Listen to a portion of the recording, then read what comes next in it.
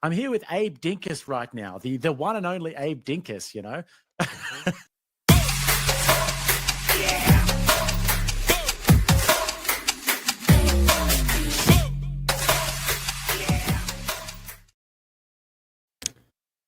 Well, hello, welcome in. Hello. Mo, how the hell are you? I'm doing pretty good, man. Doing pretty good. I'm eager to kind of get into this and do, a little recap and go over the argumentation because I think this is something that is going to be discussed more in the near future. And I think we can convince some people.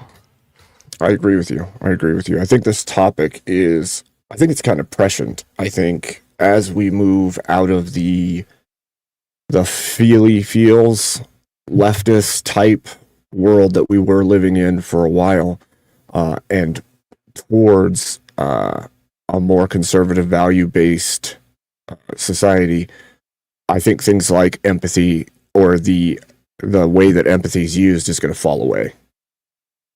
Yeah, for sure. I think it's once people realize the history of it and kind of where it came from, and especially how it's used in psychology. I think that's a big part for me. As I mentioned before, I think once we get into this a little bit, I would say a killer argument for it that lands pretty hard, but we'll get into that. Yeah, I saw you said that in the chat the other day, and it got my interest piqued a little bit because I had sat down and wrote out quite a bit for that debate that I had against Teriak. And I figured he was going to come at me with the ancient Greeks and the word's origin, because that's usually what he does. He often goes to the Greek heritage of the word and the original meaning. And I was like, okay, I'm going to add that into my opening statement. But I felt like my opening statement was pretty encapsulating, to the point where even though he thought he was pulling the wool over, he was actually trapping himself repeatedly without realizing it, because I had already laid out, even if the Greek thing was more of a red herring that he still chased, even though he didn't bring that up in the debate. I think that what happened is he missed a whole bunch of other stuff that I said in my opening because he was so focused on the fact that I brought up the ancient Greek. And so he got stuck on that and didn't realize, he actually argued against what I'm stating now prior to even arguing with me. Yeah, I didn't catch the full debate, but I saw your opening and I saw a little bit of the middle. And obviously I joined the after panel, which all chaos broke loose after I did that. So that was fun and interesting to do. But yeah, I guess for everyone listening, maybe we should just do kind of a quick recap of the history of the word. Just kind of bring up speed if they're not aware, or they're just kind of hearing this argument for the first time. But so the empathy, the word as we have it today, it actually was coined in the 1900s, in 1909, by a guy named Edward B. Thatcher. And it originally came from a German word that the meaning means to feel into. So the reason this guy, Edward, coined this word is because he was a psychologist and he was dabbling with art students. And he was literally getting them to stand around and pretend what it feels like to be inanimate objects like art. Like, oh, this is what it feels like to be the Mona Lisa. Or, oh, this is what it feels like to be a pillar. Yeah, I feel so strong and stiff. It was just this kind of nonsense, right? So from there, you go into like the 1930s era. It moves from art to human perception. And then a little after that, 60s, it gets changed a little bit again to entering one's personal emotional frame of reference, right?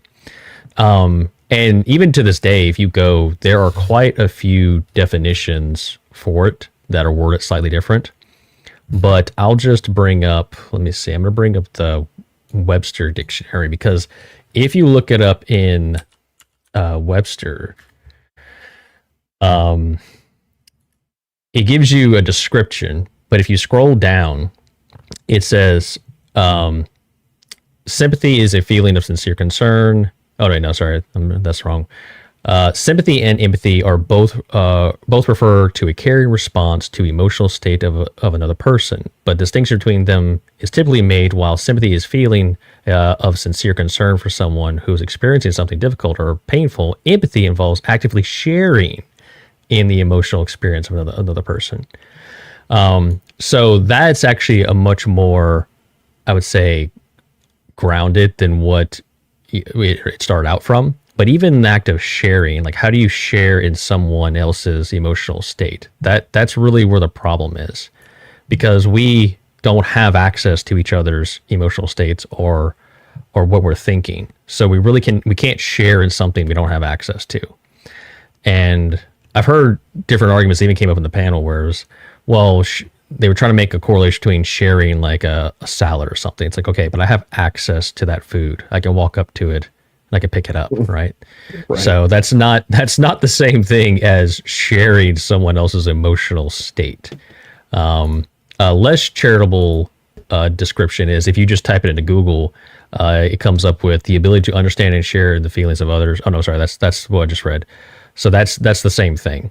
But point being, however you want to slice it, the definition invokes this almost woo-woo thing where you have to somehow have access to another person's emotional state in order to feel what they're feeling.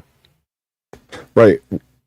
That always bugged me. That's partially where my biggest hang up is because even if you took two people, even if they were two people who love each other, you cannot say that them sharing in that love is the same for both people. It's not the same effect, the same feeling. You can't even know that they're having the same biochemical reaction as one another. Like, it's not even... So... Yeah, you can even break it down to, okay, you could make... They would... This is what... So, the description I gave you is what I refer to as the strong version of empathy, right? Mm-hmm. So, when people discuss it, they'll try to lessen it to some degree and break it down. Well, no, maybe it's just your kind of you can relate or something else. They water it down to some other definition that takes away from the original meaning of the word in order to make sense of it. So, but even on that level, okay, someone burns themselves and you've burned yourself before. You still don't know exactly what they're feeling. You don't have access to that feeling. You talk about pain tolerance, skin, thickness or, ligaments, all this other stuff plays into what exactly they're feeling. You don't really know. Now you can sympathize with them. You can have compassion for what they're dealing with, but those are different words. And those are, in my opinion, better descriptive words because it doesn't have this woo-woo effect to it and doesn't make any logical sense, in my opinion. Well, and concern is already built into the definition of sympathy. Like, there's already the concern connotation there. And if that's the case, then what actually is the difference? And everybody kept bringing up, well, sympathy is like knowing how they feel or knowing that they feel a way and then ignoring it. But nowhere in sympathy is there some cold ignoring of the other person. It denotes that there's concern involved. Yeah, that was something that I found interesting too. They kept trying to make it the word sympathy out to be this almost disattached thing. Yeah, and I don't know how you have concern for someone that you're just completely indifferent to, and so I don't think that tracks. So that was a weird argument, in my opinion. Yeah, they were trying to take sympathy and turn it into false sympathy and say that it is that always. And it's like that. Right. Sorry, that doesn't make sense, guys. Yeah, no, it's bad argumentation, in my opinion. You can also look at... So one thing I wanted to bring up in this that is interesting is the role that empathy has played in psychology, right? Yeah. And so it's pretty interesting because they use that to justify all kind of things. So, you go through the origin of the word, that's nutty. But then when it goes into the psychology realm, it is used in, became a central to psychology during like the mid 20th century, and it really took a place in therapy. So, Rogers argued empathy was one of the 3 core conditions for effective therapy: empathy, unconditional positive regard, and all this other stuff. Carl Rogers, he was in the 1950s and 60s. Then you go into the institutionalization of psychology research. So 1970s, they developed psychology, moral, social, cognitive therapy, things like that. Then we get to more present day. And this is where this kind of leads into my argument, that killer argument I was referencing earlier. So the role in gender and identity research.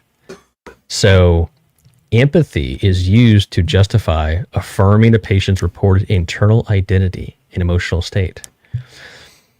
So empathy becomes a central concept in a social and clinical psychology, and is now widely used to in identifying based therapeutic frameworks for including research in gender dysphoria, where clinicians are encouraged to approach patients' reported internal experience as being real and true. So, and you can look at lots of other fields in psychology, even when they talk about, mapping things onto the brain and things like that. Oh, this part of the brain is empathy, and they just label it, right? So it is very much embedded into psychology, and it's also embedded itself into our just society in general. So many people have this very strong attachment to this word. Common parlance. It's so bad because I feel like what it did is it wormed its way into the culture, and then once it did that, people became attached to it, not because it's true, but because it's some level of virtue added, right? Like, and that's not to say that everyone who uses it is virtue signaling, but there's a certain level of you are virtuous because you have empathy. And so long as people have empathy, there's virtue there. And it's like, I don't think that that's the case. You could have empathy for all kinds of things according to the psychology. So right. Yeah, it's kind of wild. It's definitely got its teeth into society, and people are clung to this because they've been taught, I would say, through propaganda, over the years that, you need to have empathy. And how much does this come up in even the political space? How do you don't have any empathy for these poor illegals coming across the border and this and that, right? It's used as a weapon to where, to your point, if you don't have it, then you're some kind of monster. Right. Yeah. Right. It's used as a pejorative. Like if you don't believe that there is empathy, or you don't have empathy as it's denoted by them, then you are a bad person. Yeah. Automatically. Yeah. What's funny too, Mo, I don't know if you found this in your research, but like the original word from Greek, which I argued against in my opening so that he didn't bring it up, was empathia. And empathia was frowned upon in Greece. And the reason it was frowned upon is it was seen more as a social contagion. Like when somebody's really angry and that anger carries over to others, or that person is vengeful and it carries over to others and it causes damage to the society. So it was super frowned upon. And there was literally little laws in place to keep that kind of stuff from happening. So they viewed it as a mind virus, basically. Yes. That's funny. That's funny. It's appropriate, I would argue. Definitely. So I guess let me put this out here. I guess let me spill the beans of what I think is good argumentation. Okay, so we can start with the structure first. Define empathy with someone, and get them to agree. Okay, is it the ability to feel or experience or share with another person what another person feels? I think most people would agree to that. That's a definition, because a lot of people seem to be okay with the word share, right? Mm-hmm. Which I would say this is a a downgrade from what I would call strong empathy, which is more of like what the original meaning. Yeah. Right. So get them to agree to that. Okay, great. So then you establish, okay, so internal states can be known or shared without direct personal experience or state. So you don't have a reference for it that you can go to. You don't have access to it, but you can still, share in this. Mm-hmm. Logical. I think most people would agree. Yeah, okay, that's great.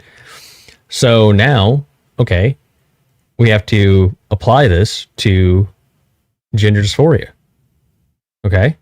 Because the common argument on the conservative side is you don't know what it means to be a woman because you've never been to one, you don't have a reference for it.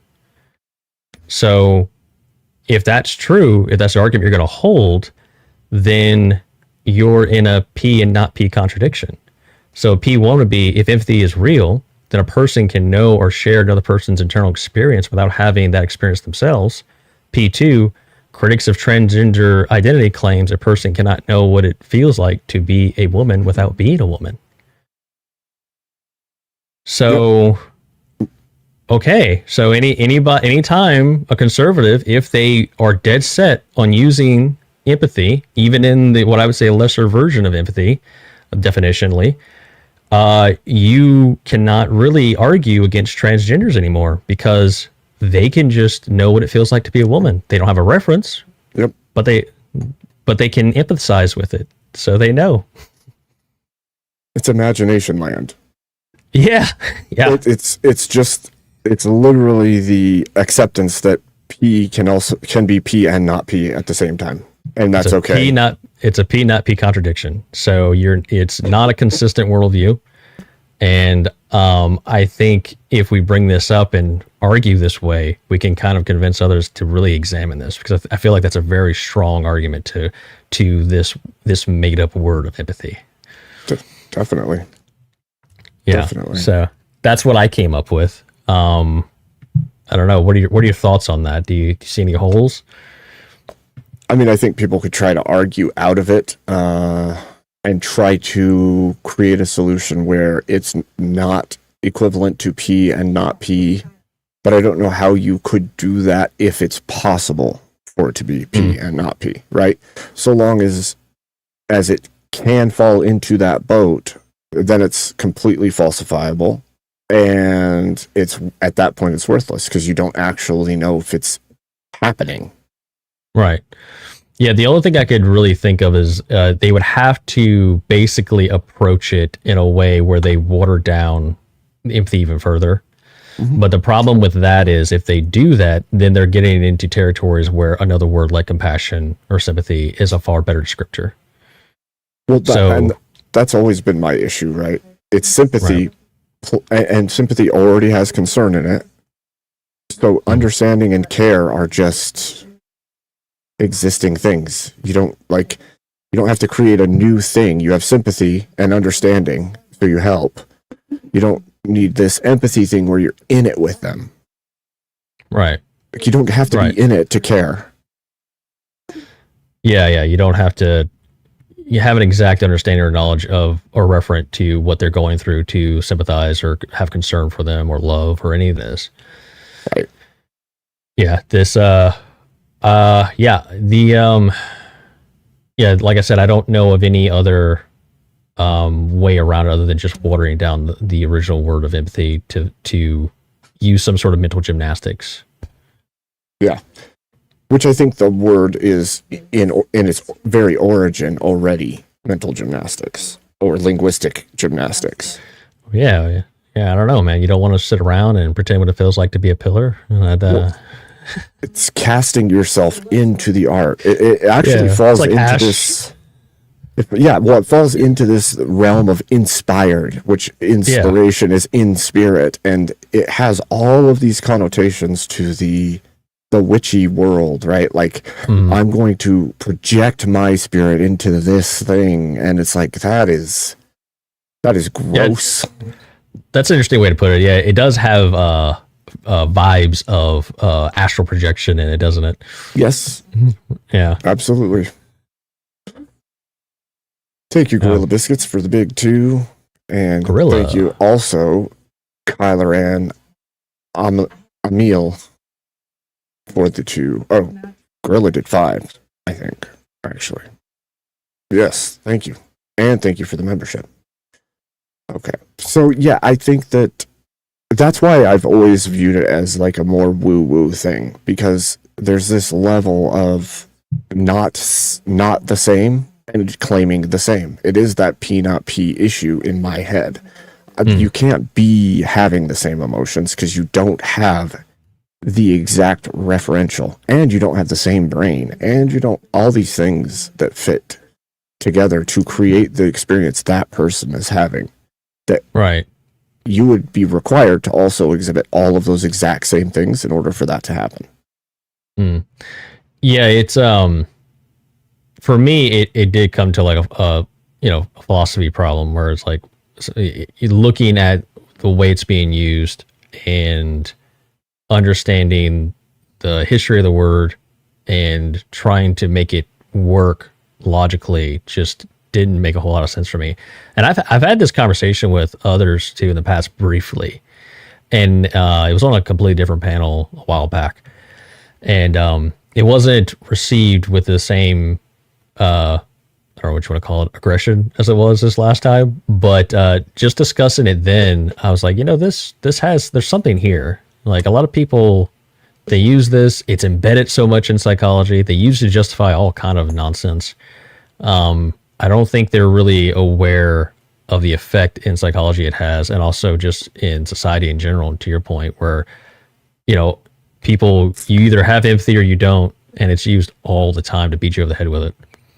Well, and the spin-off of it was like all the other movements, right? I'm an empath, and all of these things came from that denotation of the word in 1905 or 1908, whichever it was, and it's just spun from that point forward. We just see it growing in this weird amalgam of everything psychic falls into this basket. That's actually a good. I forgot about the empaths. That's next level empathy. That's where you're just like some sort of like superhero version of empathy, where you can a heightened sense. So it's even more. An empath is someone who has a heightened ability to understand and feel others' emotions. So they're a super empathy person. Maybe you get that award whenever you have so much empathy. You go super empathy. Yeah, it's freaking weird. But yeah, man, you see it way too often now. Like I hear people claim that they're an empath all the time, and it's like, okay, I get that maybe you're more attuned to the patterns of people's emotions and behavior. That does not mean that you're in their emotions. Yeah. Like, it's just such a weird thing. Yeah, so that would be something along the lines of like, so empathy, they would kind of go into the argument of empathy just means approximating someone's feelings. Well, that just boils down to perspective taking or imaginative projection or something along those lines. Right. Doesn't require this other word that they're so dead set on using and not letting go of. Well, and it would be one thing if the word had a specific meaning, right? If the word was, like, if the word had a meaning of empathy is sympathy and then taking extra action after the fact to help the person. If it was something like that, then I would buy the word. But the problem is it's not that. All it's doing is piggybacking off of sympathy, but putting the person who's feeling the emotions, who isn't actually in the situation, in the exact same shoes as the other person. That's a good point too. Now that I think about it, empathy, the word itself, you look it up, it has all these different definitions. Even going through time, and even currently, there's like multiple definitions. There's not really a like really well defined where everyone agrees this is what it is. And when I was looking it up, doing research, I ran across statements of, well, empathy is still being debated of like what it even is and what it means, and so it's even its definition is just ambiguous and just this like nebulous thing that doesn't have an actual concrete meaning of what it is. Yep, it's because it's all emotion based. And so long as it resides within the realm of emotions and psychology, you can utilize it however you see fit. I think that's the whole point of the word. Like, I think you create this wishy-washy emotional word that gives you some level of power and virtue in the world, and then you can just fling it around every which way you want. Yeah. They have a label that they can, prescribe to whatever they want. Even going back to even the brain mapping, like they even have it on there. Like, this is this part of your brain is for empathy. It's like, okay, so you've labeled it that, but it's this nebulous thing that you don't even know what it is, but that's what it is in the brain. Okay, great. Well, and so one of the natural steps I've seen people do, Mo, is they go, "Oh, you don't believe in empathy because you don't care about people." And the fact is, it has nothing to do with that. Like, I do care about people. I do think that human beings deserve to be treated with dignity. I do. My issue is that you've created a word so that you can be selfish enough to claim that you are in the emotions of others, rather than just saying, I've been through some hard stuff too. I could understand how this is hard for you. It doesn't mean you're in their emotions with them. That's a ridiculous claim to make. Yeah, that falls into like the same realm as like the leftists are like, oh, are you an ally? Are you an ally? Yep. You're not an ally? Well, then you're the other side. You're evil. Yep. It's this very polarizing definition that people try to find out if you are or if you're not, and if you're not, then you're the bad guy. But I got that too. I got that too, where they were coming after me like, have a heart, Mo. It's like, I do have a heart. Right. Just because I don't like a word doesn't mean I'm like a cartoonish bad guy trying to put people on train tracks or something. Right, exactly. And to Snizzler in the chat, I would say, look, you say sympathy has nothing to do with understanding, but the word concern is in sympathy. And concern would mean that you have some kind of investment in that person, in the other person's state. And with empathy, by no means has it ever been shown to me that you have to actually have an understanding of the situation of the other person.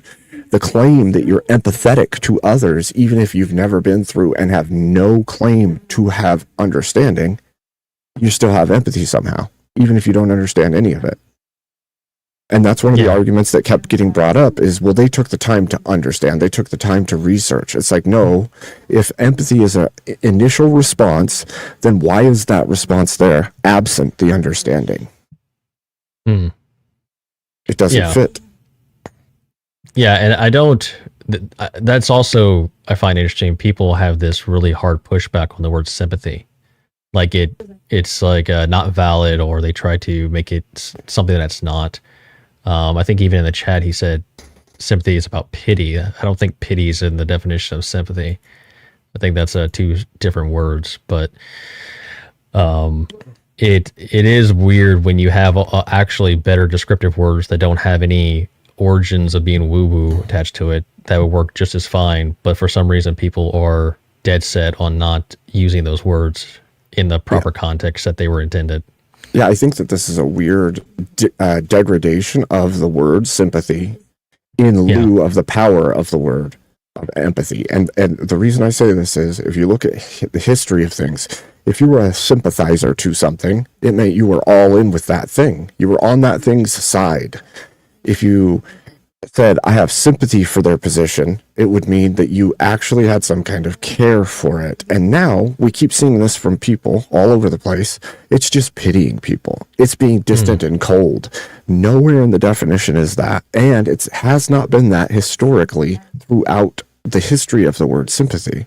And yet they downplay sympathy as much as possible and upplay empathy as much as possible, which is a very weird thing to me.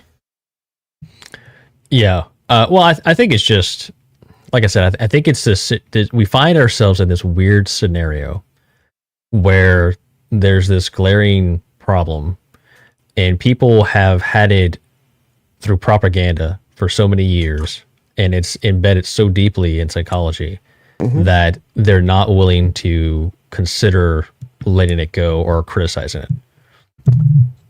So then they have to argue. They have to argue from whichever way they can to hold on to this thing when they really don't have to. You really don't have to, guys.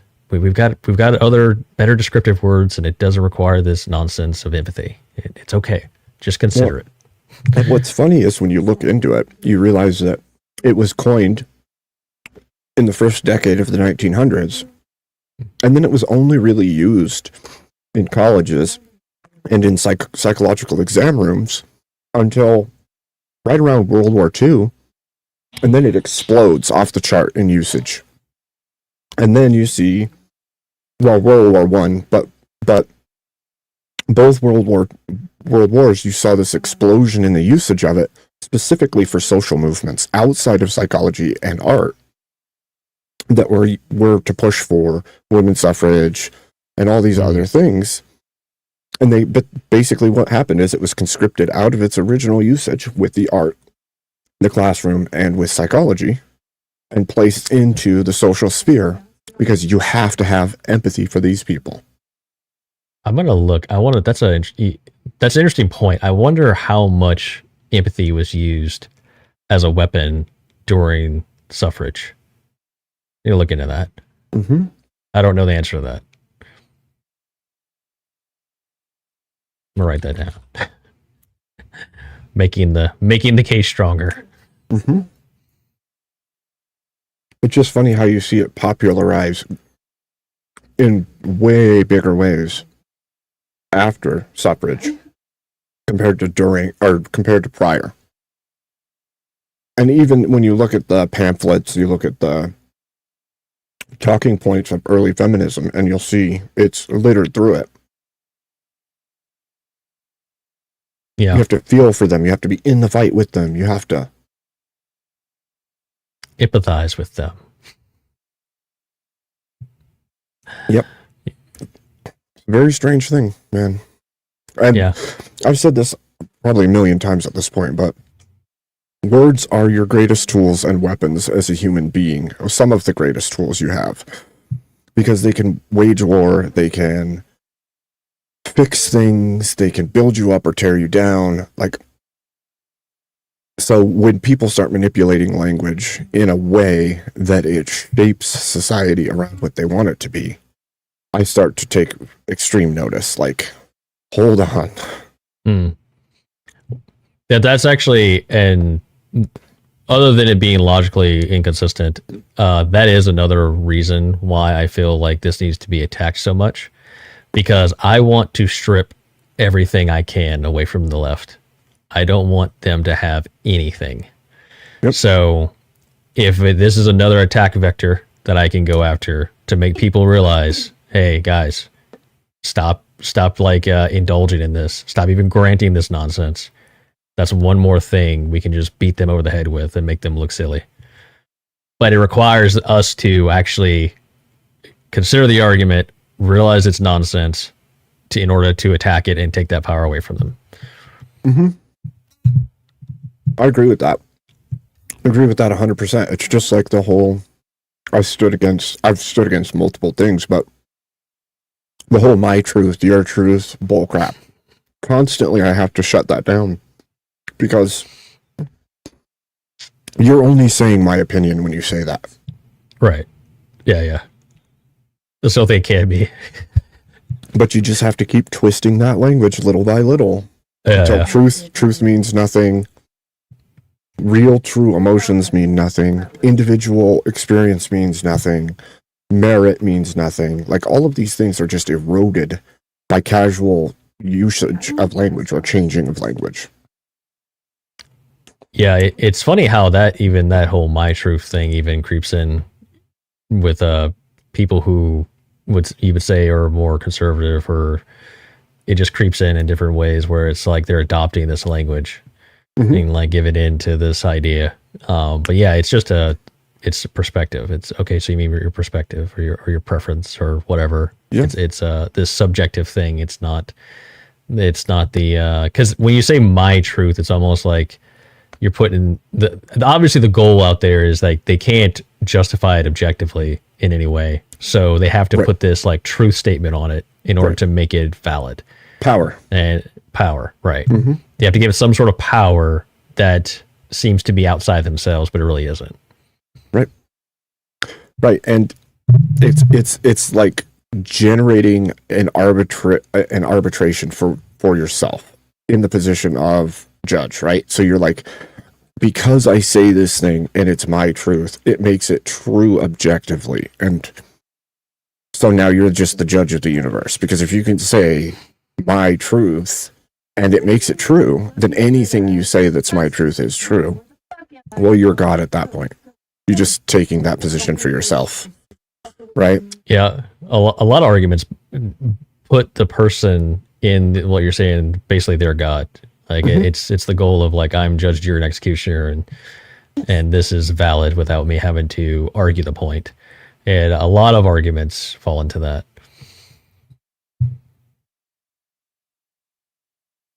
Uh-oh, you're muted.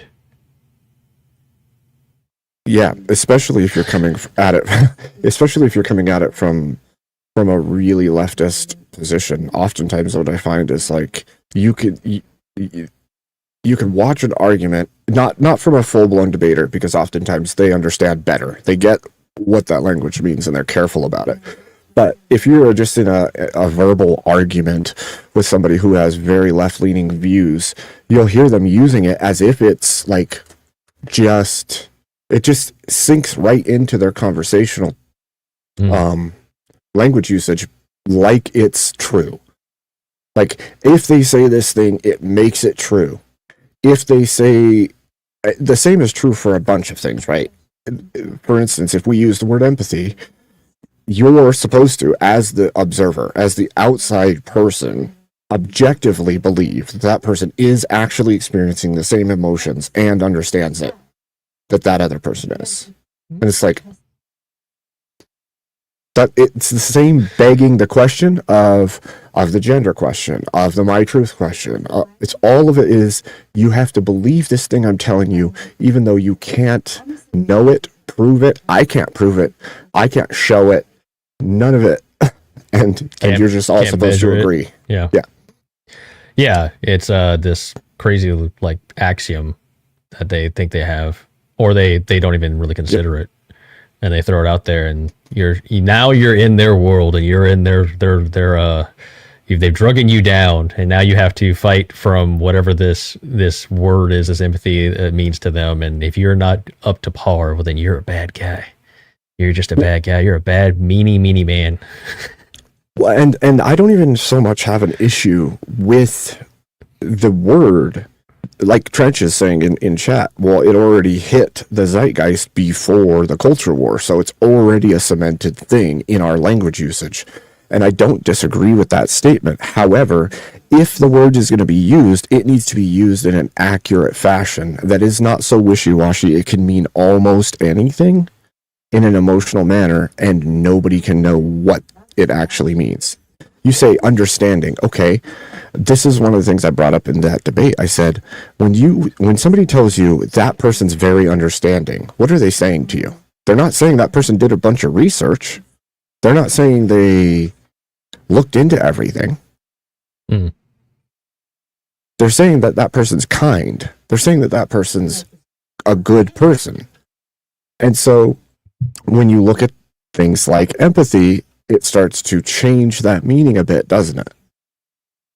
It gives a virtue. Again, it's because this person is understanding and sharing in it, they're a good person. That's the automatic response to the use of empathy. Trench is leaning into he wants to just start using simping more. That's what he wants to replace it with, it seems like, in chat.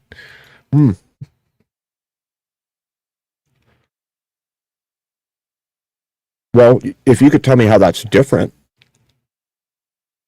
I would disagree.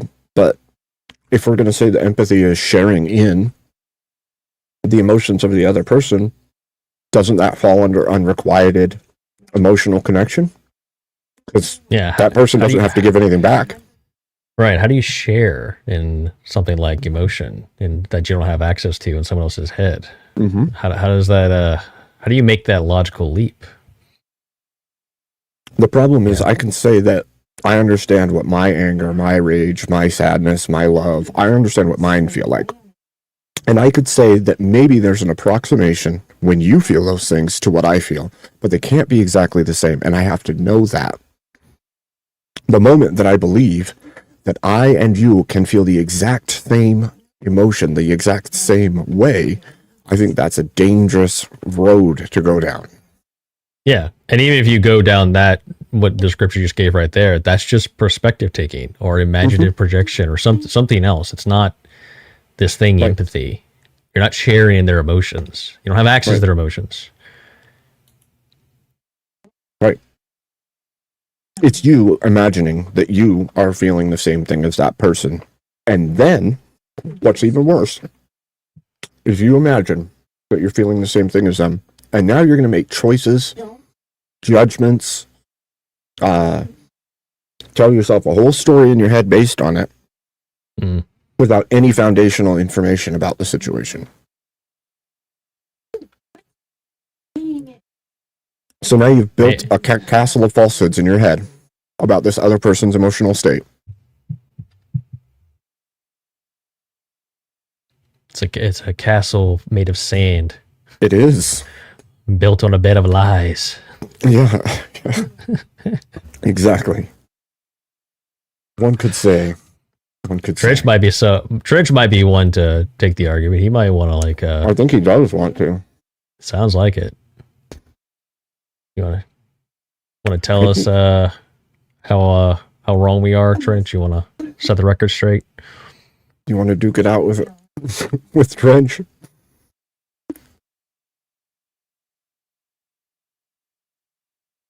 Trench, you want to come up and argue your... So, just to respond to one of my chatters, Shakaturi, there's nothing saying that all humans don't deserve the same respect. That has nothing to do with this. So I'm not sure what you mean by that. Yeah, and by the way, nowhere in empathy does it say respect either. Right.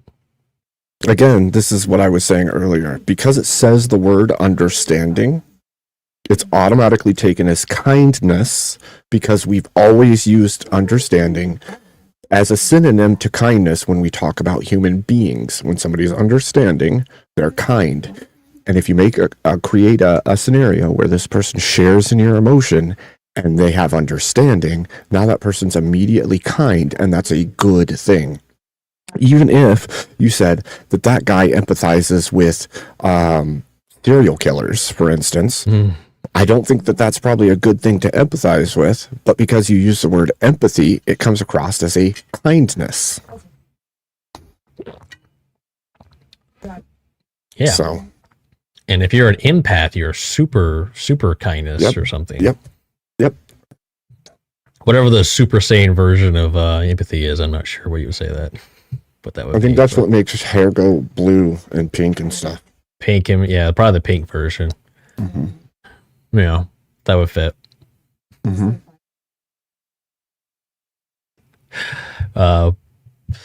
Yeah, I am interested to have this argument with someone to see if they can get past my P and not P contradiction. Love to understand their reasoning on that. Are you going to try to set up an actual debate for it, or do you just want to argue with people about it on the panel? Probably just argue with people about it on the panel, I would imagine. I don't know. I mean, I'm willing to have a debate over it. Man, I'm always down. I'm always down to debate. Indeed. Yeah. Anything to sharpen the sword. I agree with you. I think the more you do it, the better it is. Even if it gets a little bit heated or crazy at times, as long as you have the same understanding as the other person, this is not a personal thing.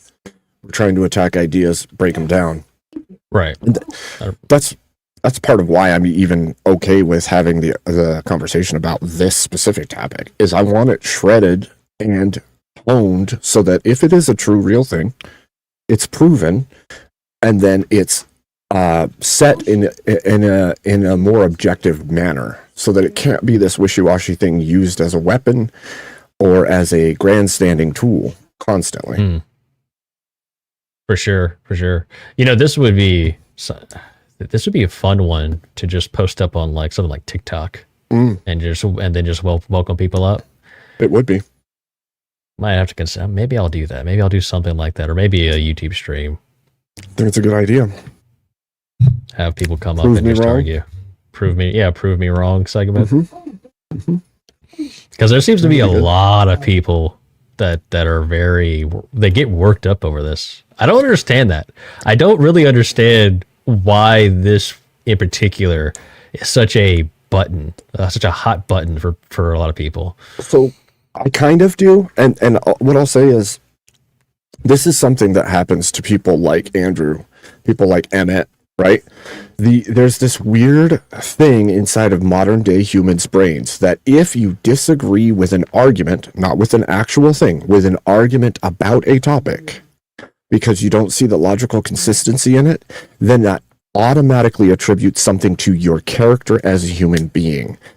So if I took devil's advocate for something and somebody sees me argue that devil's advocate, whatever I argued is truly what my moral center is, and I'm evil if it's something bad.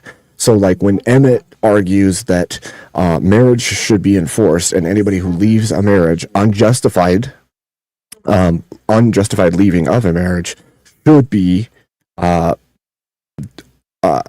be getting legal repercussions for what they've done, or criminal even.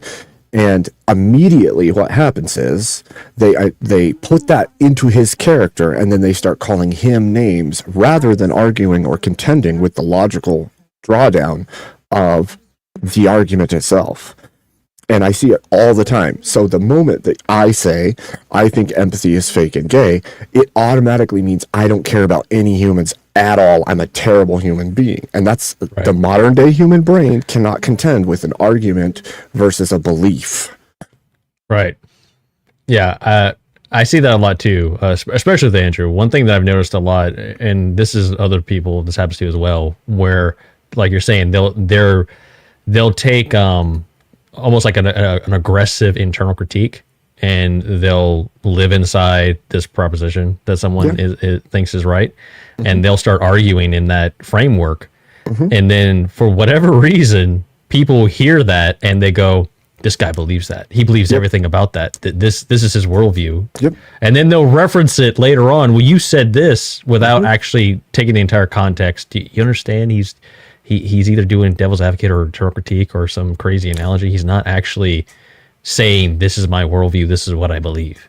Right. And the worst part is, and this will hook to what we're even talking about, the empathy of the situation allows them to think they know what this person believes now because they have understanding, and they extrapolate that out, right? And because he believes this thing, he must believe this thing and this thing and this thing, and there's no logical entailments that connect them because for some reason people do not have any logical coherency inside their brains today.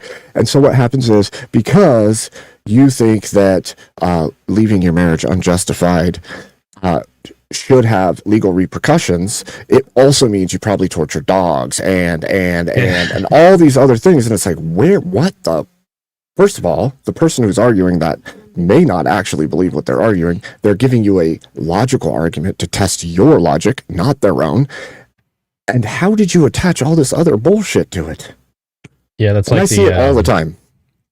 Yeah, like the Andrew, he's argued a few times of making an analogy of like locking women up in cages and things like that.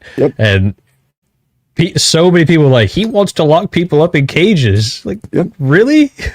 It's because it blows my mind, and then it pisses me off. The same happens with his force doctrine argument. They extrapolate out that he believes all forms of force are right because he's arguing that might makes, that whoever holds power can enforce that power in whichever way they choose. He's not saying that you should use it for evil, but he's saying that even evil people with power can do whatever the hell they want so long as they have enough power to do it. And people automatically think because he's saying whoever has the force has the power and can choose what happens, that he wants the bad. Yeah, they jump from might makes to might makes right. Yeah, it's crazy to me. Yeah, there's a it's a disconnect, man, and I think it has to do with a lack of critical thinking that used to get inbuilt through like daily experience working on the farm and doing things, menial tasks, and growing yourself as a person, having lots of conversations in person, being responsible and accountable for the words you speak and the ideas you put into the world. And because it doesn't exist in the same way it did in the past, people never develop the logical linkage that needs to exist for you to actually contend with arguments. And so a huge swath of the population today will automatically attribute whatever you say in an argument to be your moral compass. Yeah, I do wonder though, especially today, debate has become more and more popular, especially online. I wonder how much of that is just people who are not in the debate space and don't understand debate, hearing these arguments and then jumping to their logical conclusion, and just running with it. Sure. Because I think a lot of, in the debate space, like me and you, a lot of other guys, we hear an argument, we're listening to the argument and we're trying to understand the entailment of the point they're trying to get to, versus trying to burn them at stake for the things they're saying. So I do wonder, I think that might also have a lot to do with it, but I do think that you have a valid point there too, where people just don't, they're built different, man. They're not built the same way they used to be, where it used to be this, logical, the old folks used to call it common sense, sense, just having some common sense, And I think that's not as popular today. It's the whole thing of why we ended up developing the question of how would you feel if you didn't eat breakfast today or this morning, is because there's this weird thing where if I ask you if it was the case that, and then I lay something out, you shouldn't automatically believe I'm saying this is my belief system. You should be saying, oh, this is a scenario I'm trying to think through that he's proposed. And somewhere in our modern world, if somebody's like, what would you say if something happened, right? What would you say if a car hit the side of your house and turned into a taco somehow inside your and then they automatically attribute pieces of that to you as a person. And it's like, did you not hear the part of what would you feel, or what would you think, or how would you deal with? You're asking a scenario-based question, and then there's no connection in the mind to think, what would I do? Instead, it's, you're a terrible person. Yeah, I've so since getting into debate, I will say that personal interactions with friends and family has changed quite a bit. It does. Especially just understanding, kind of trying to understand their arguments and then trying to dissect an idea with them. But I also do see what you're talking about, where in people who are not used to debate, when you try to give them an analogy, or you try to do like reductio reasoning with them, there's in some senses they're so concerned about, is this a trap, or is this some sort of like they're trying to win an argument, and they don't even want to engage. Right. So right. I have seen that a lot, actually. Well, it's even as bad from what I've seen as the moment you start doing any level of Socratic questioning. When somebody says a statement and you're like, well, why are you led to believe that? Instantly there's this offense, like, what, you calling me a liar? Like, no, I'm asking. I'm legitimately asking, why do you think that is the case? But instead of them saying, oh, I think it's the case because of this, well, they don't actually self-examine on a large enough basis. They just get angry because they're not sure why they believe that thing. Yeah, that's common too. People, they repeat things, and it's almost like I refer to it almost like a old wives' tale stuff, right? It's these things that people repeat over and over again, and they don't really know why or have any reason to explain it. And then they repeat it, and then someone like yourself or me asks, "Well, why? Why does this thing do that? Why do you think this?" And you're right, it does. It's almost like you're questioning their internal being or their soul or something. Yep. Yeah.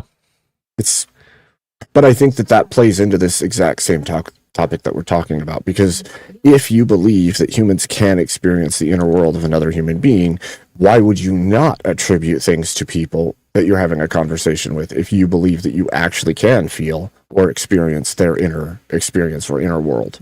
If you actually believe that's the case, then you can make any claim of another person because you have empathy, because you understand how they feel. You understand what's going through their head.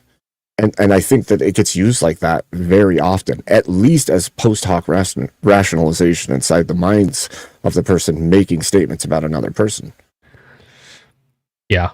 Yeah, that's yeah, it like I said, it's wormed its way into the collective vocabulary, and it's probably going to be a pretty hard thing for people to get over. I feel like the debate space and more conservative mindsets, based on the arguments that I'm putting forth, could be a little more easily convinced to even, at least approach this and consider this.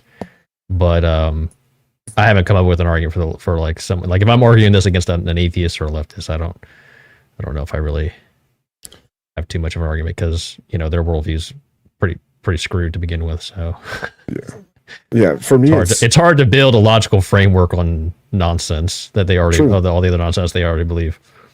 True. For me, it's like, I feel like language should be concise. It's your main tool of communicating what's internally in you with others.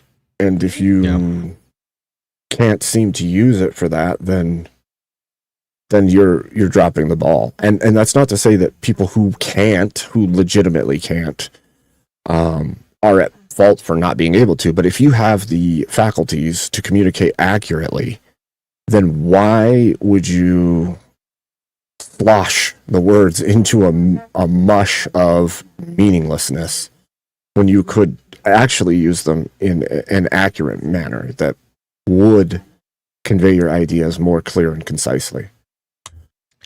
Yeah, and go back to your previous point, it's such this ambiguous word with all these different meanings, and you have like a hard version of it and then like more watered down version of it.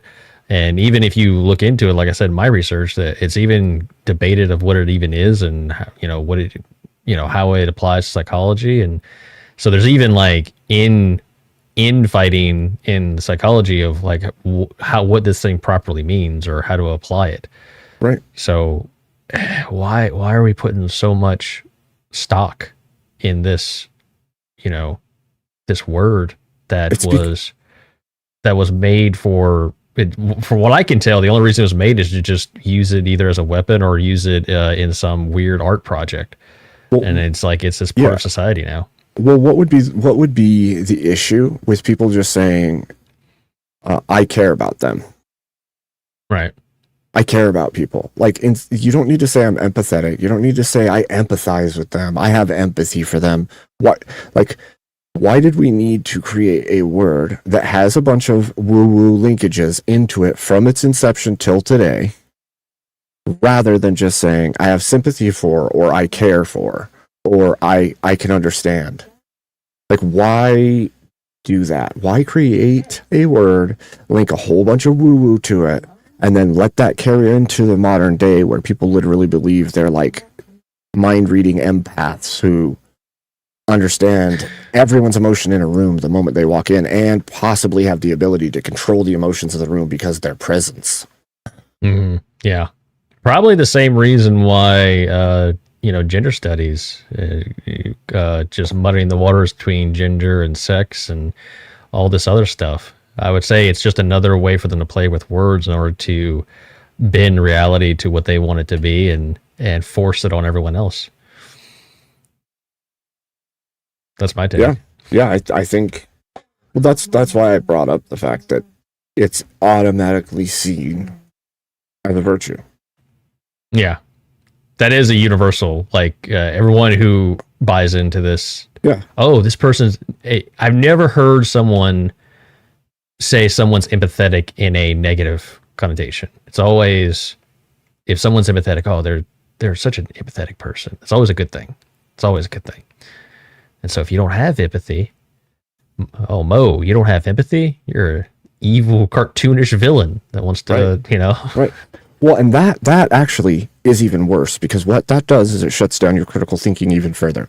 Because if I seek to understand prior to giving care to something, right? If I see a situation and I'm like, I'm not gonna just feel for this. I'm not gonna be like, oh man, I'm so sorry for. No, I'm gonna step back and go, wait, is this legitimate? I need to understand this a little bit more before I make a choice, or justified choice at least.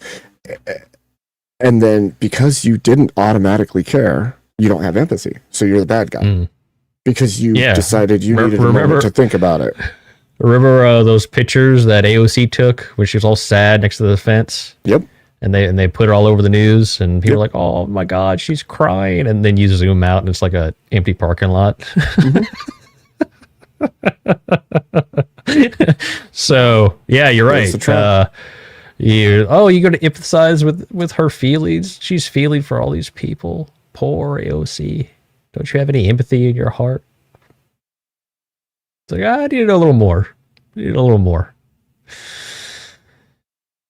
a good point. It is. I think that at least in part, a large portion of the time, it's used to shut down critical thinking. Just like all the other things, just like my truth, just like all of them are ways to cancel out your seeking to look further into things rather than accepting them because somebody said it. I feel like I'm making this argument just the stronger the more you talk, Abe. Good. Because maybe you can take it somewhere and thrash it so hard that it sticks. I'm hoping. I think that's a good point. The shutting down critical thinking part, that is another valid point in how it's utilized today in common language with people. Yeah, it's very true. Like, if you're not given justification for why you should have empathy for a situation that's going on, why would you have empathy for the situation that's going on? Right? Like, if I just tell you a story about a group of people that are being oppressed in an area, and then I lay out all these things about how they're being oppressed, and you feel empathy for those people, and then somebody starts talking about a topic somewhere else in your life, and you're like, oh man, I heard about these people, it's really terrible, and this and this and this, and then you relay that story, and now you've spread that empathy to someone else, and maybe that original story was completely false. And if that's the case, you just gave empathy to something because your emotions ruled the situation rather than your critical thinking. And if you didn't go look and see if it was an accurate statement, for all you know, the people who were claimed to be oppressed are actually the oppressors, and they're toppling other people's lives and destroying everything everywhere they go. But you have sympathy for them, or you have empathy for them because you heard a story. Yeah.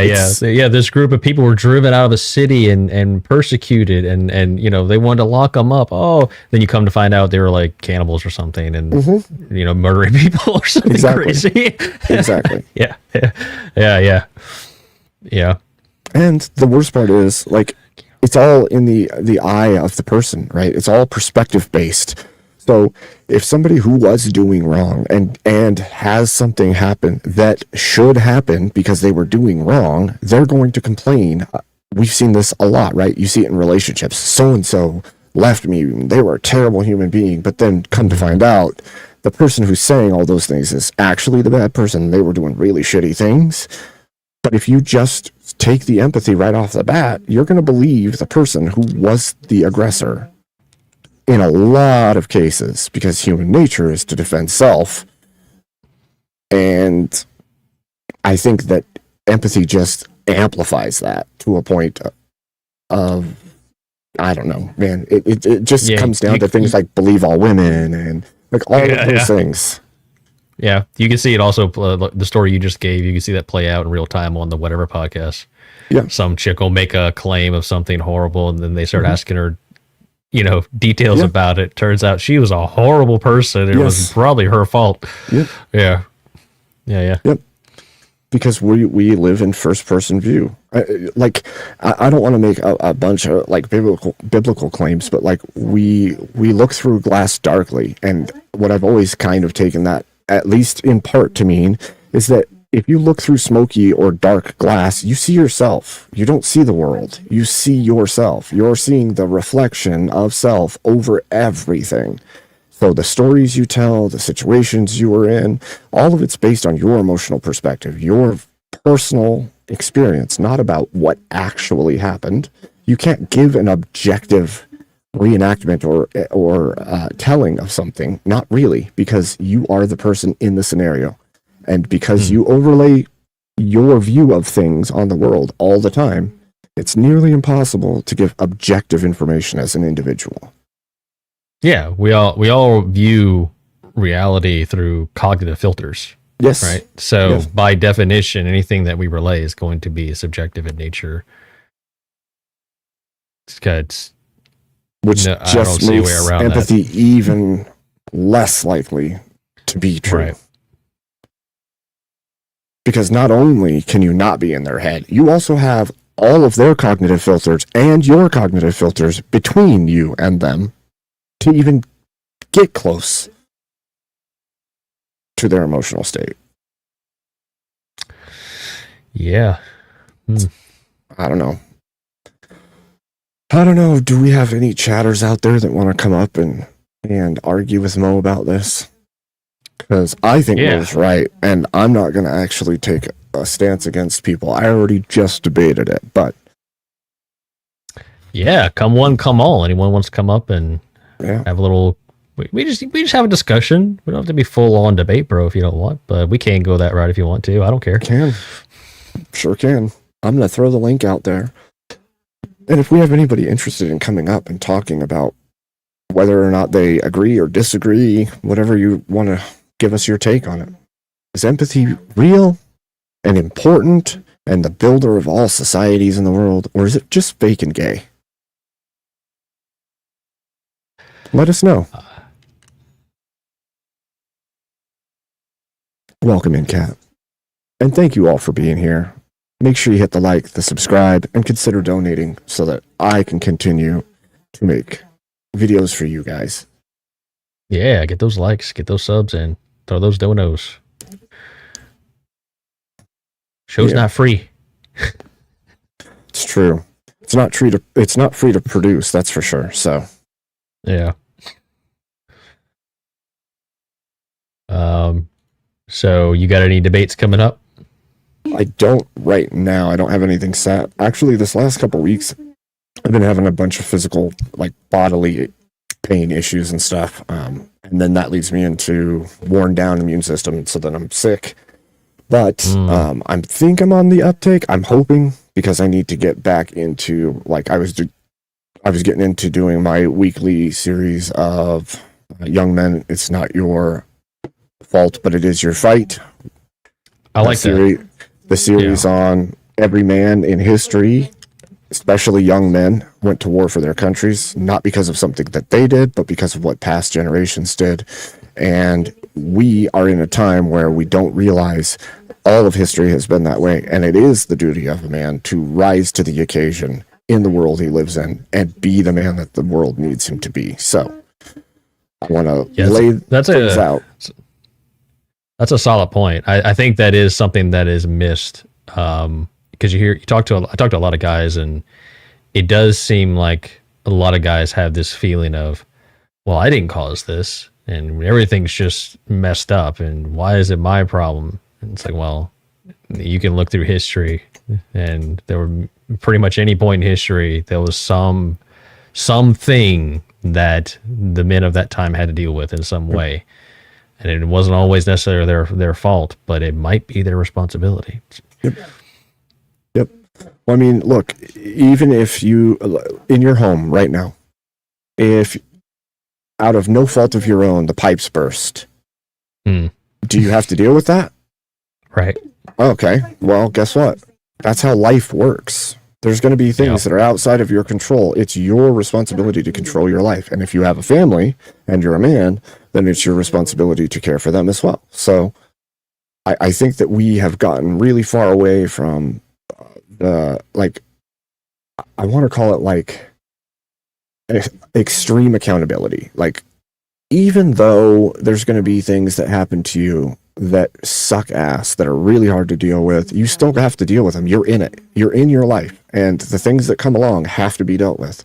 You can whine about it. You can say the world's effed and I can't do anything about it and give up, but that's how the world falls apart, one man at a time. So right, yeah, for sure. Yeah, it's for me, I never really could relate to that, where, you know, like something goes wrong and it's like the end of the world.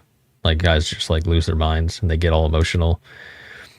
For me, it's more of, okay, here's a problem, and then so it's like you work through it. I always look at it like, you know, one day I'm gonna look back and this is gonna be a funny story, right? Like, oh, my pipes burst and there was water everywhere. That's a story you tell your buddies. Like, oh man, I was about to go do this, the damn pipes bursted. Then I had to spend. Then I was up till 3 a.m. trying to, like, you know, fix this shit. Yeah. So yeah, that's, I don't know, that it never really, stuff like that really doesn't, I guess, cripple me, if I'm being honest. But I talk to a lot of guys where it seems like the littlest thing, it's like, goes wrong or doesn't work, and then it's like, wow, it's all just because, you know, everything's horrible and everything's working against us. You know, actually, I think something that ties into that, and maybe this is a hot take, but I feel like a lot of the reason so many guys feel that way, especially guys who are chronically online, is because of this manosphere shit. I feel like yeah, I think the manosphere has, like, turned guys into hedonistic animals where if things are going easy all the time, everything should be right. Yeah. Like there's no love of grind anymore, or, you know, accepting the suffering situation to get to a better outcome. Okay, well, here's my hot take. Adversity breeds success. Because people that know the struggle and drive to get through it will have a harder, stronger drive and a better testimony to other people to help them do the same. People that don't have to struggle, don't understand. And if you were pampered your whole life and something bad happens, guess what? You're going to fall down because you don't know what to do about it in that moment. So I agree. So here's a follow-up question for you that plays into that. And I'm still mentally trying to work through it, right? Or trying to come to what I think is a good solution, right? So in that regard, right? You got kids. I got kids. Where's the line? How do you navigate that boat to where you have this need to provide and care, and you want to give them the best life possible, but at the same time you recognize that they need to struggle in order to stand on there? I have ideas of what that looks like, but it's just one of those things where I guess what I'm saying is I don't have like a complete blueprint. I just have pieces. So I think that one of the things you have to do is you want to not give them the answers right off the bat. You want to not help them right off the bat. It doesn't mean that you're distant or cold. You want them to know that you're there, but you also want them to know that they need to try to figure it out on their own, because in this world, there's going to be very few times where somebody's going to step up and help them or do it for them when they need something done. And so they need to learn that self-reliance. Now, I might say to my sons, you need to figure it out.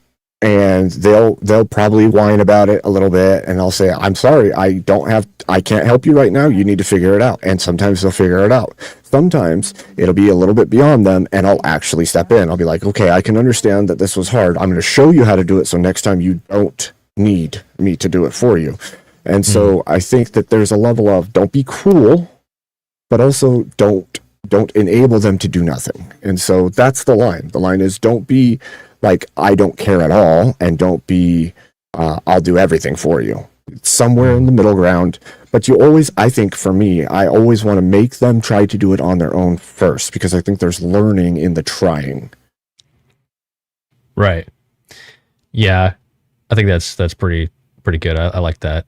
That's kind of what I've been applying. I'm a new dad, so both my kids are very young.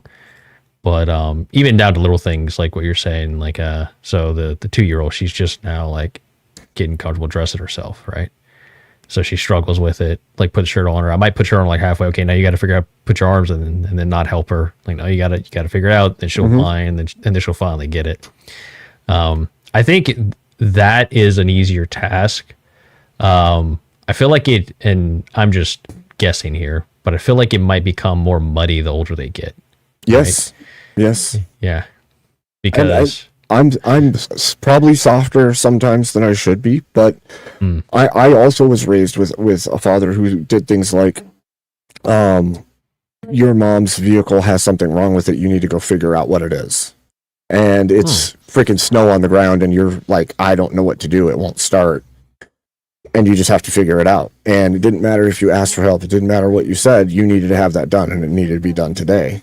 And you just lay under that car, and sometimes you're going to weep about it, and sometimes you're going to be really pissed about it, but we figured it out over time. And I don't want to be that dad who's not there, but at the same time, I see the value in forcing them to overcome sometimes. right. Not to the point of like making them hate their life, right? But Right. So somewhere in between, making sure they're independent, but not necessarily shipping them off to military school. right.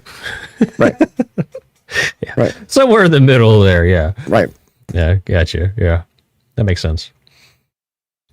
So yeah, I think it's hard because every individual human being has their own personalities. What you find, especially as a parent, is that you could have children raised in the same household by the same parents with the same rules, with the same belief systems, everything, and they will turn out completely different. Their outlook on how they save their money, how they use their money, how they clean, how they organize, everything about them is completely different. They're raised exactly the same, but somehow they're completely different. And so there's some of that means that you as a parent have to figure out what's more effective for each child individually, because it's going to be different.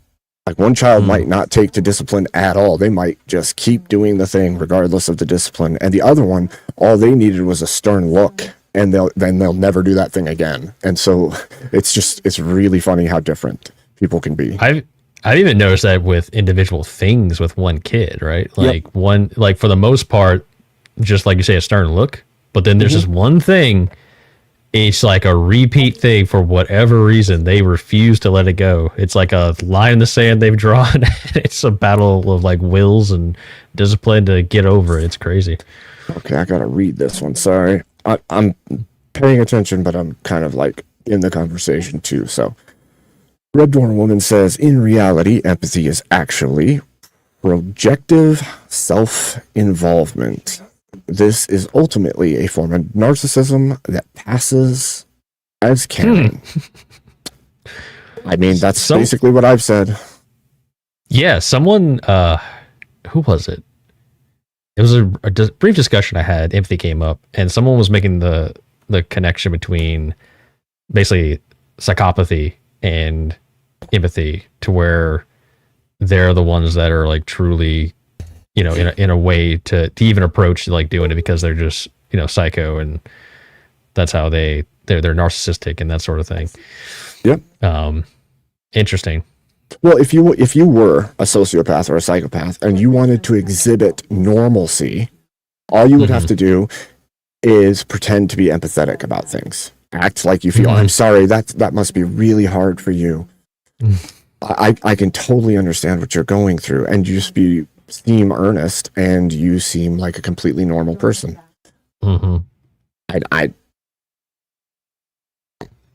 What's worse is that like the belief structure built into this and the virtue built into this as time has gone on makes people feel like they're some kind of virtuous paladin as long as they feel bad for people and outwardly show that they care.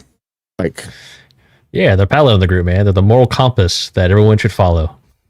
Yeah, and in reality, you should just be the one upholding your own moral standards. Well, in our case, biblical moral standards, but you should be holding to what you know is right, and that should be the virtue, not the I outwardly show the world that I have feelings. Because I don't see empathy as a private thing. Most of the time, it's like some kind of broadcasting that you're empathetic. Like, what good is it if it's in private and nobody knows about it? Is it needed to be talked about? Does the world need to know that you have empathy? I don't know, it's a weird thing. And sympathy, I could say, like, sympathy, I can feel for people going through hard times. I can feel for them. Not like for them, but you know what I mean. I can be like, that really sucks. I've been there. I hope it gets better. And if I can help, I will. But it is what it is. And that's not pity. That's not like me being cold about it.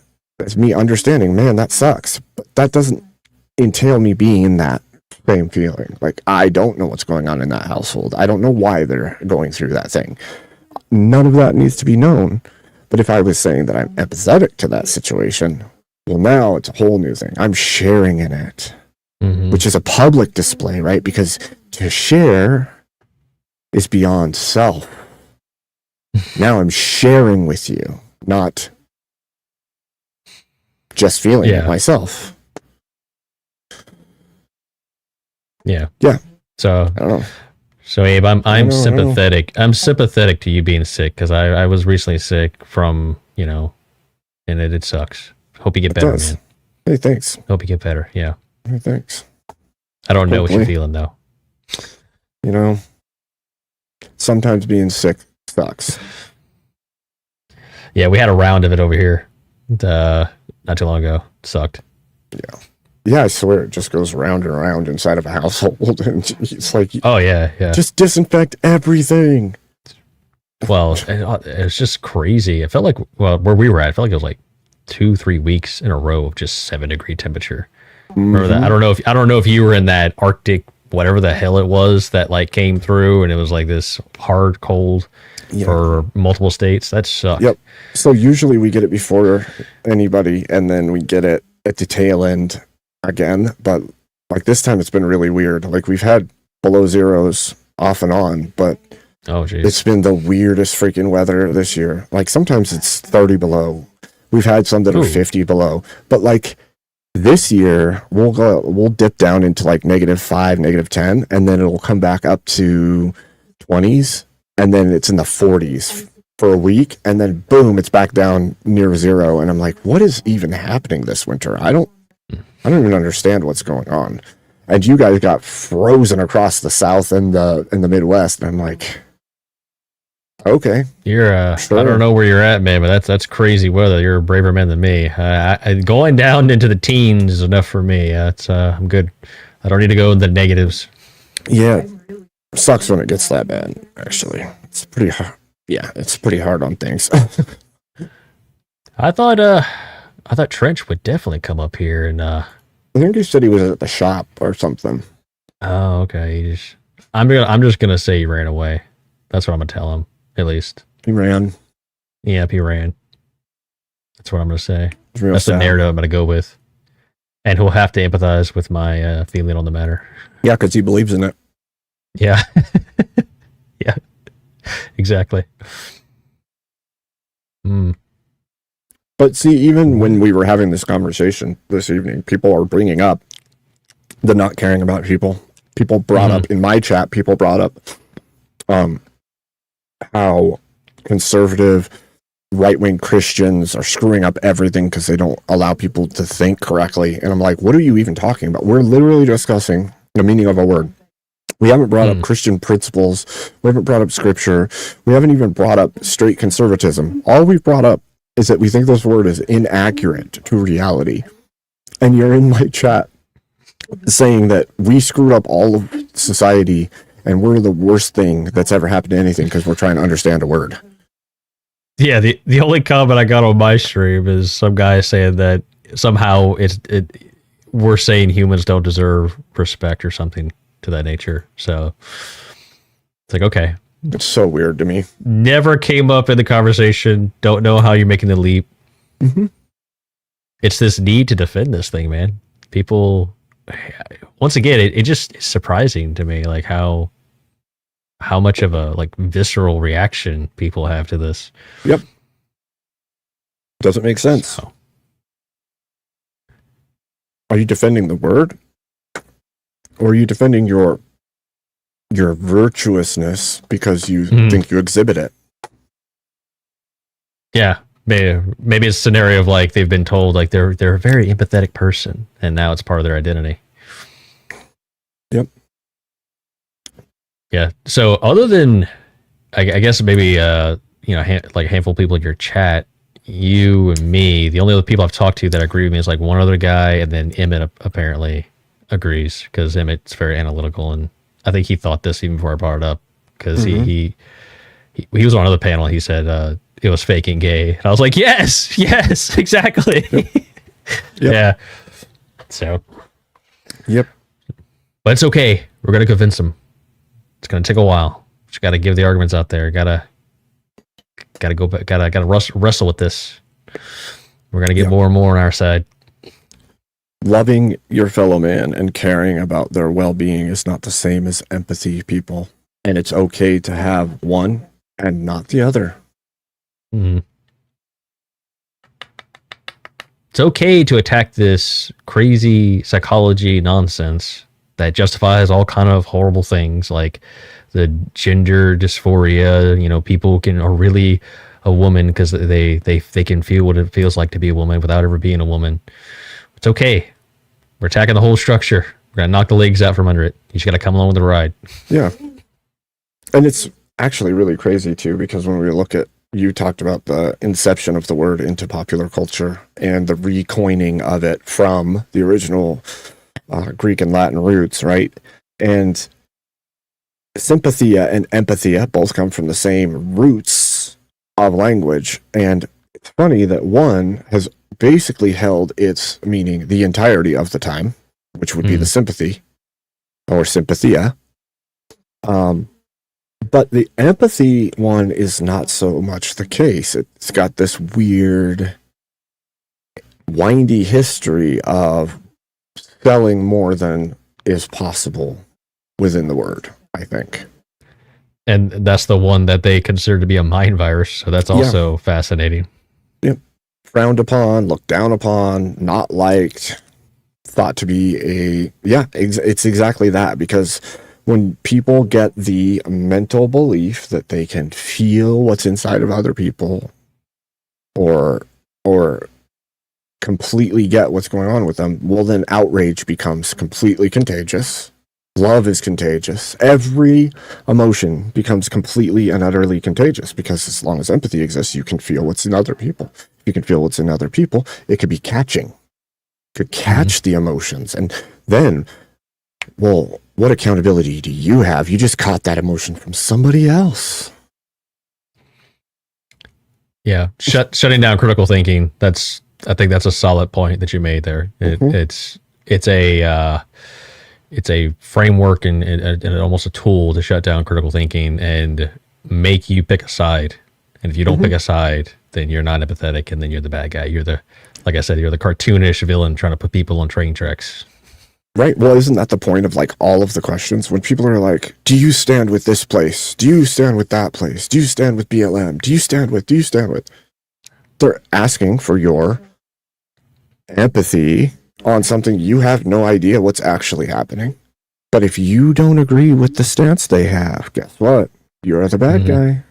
Yep. Yes, sir. Yeah. Yep. Going back to the whole believe all women and all that. All of it. It's been a constant like railroading of the mental state of the general populace. You just keep guardrails up, utilizing the if you don't believe what we believe, you're bad. And it's almost always based on compassion and understanding of people's plight. And so there you have it. It's like a wagon. Like, get on the wagon. The empathy wagon takes you where you're going to go. And don't think about it yourself. Just trust that the empathy wagon's going the right direction. It will make sure you're virtuous. Make sure you're on the right side of history. Yeah, exactly.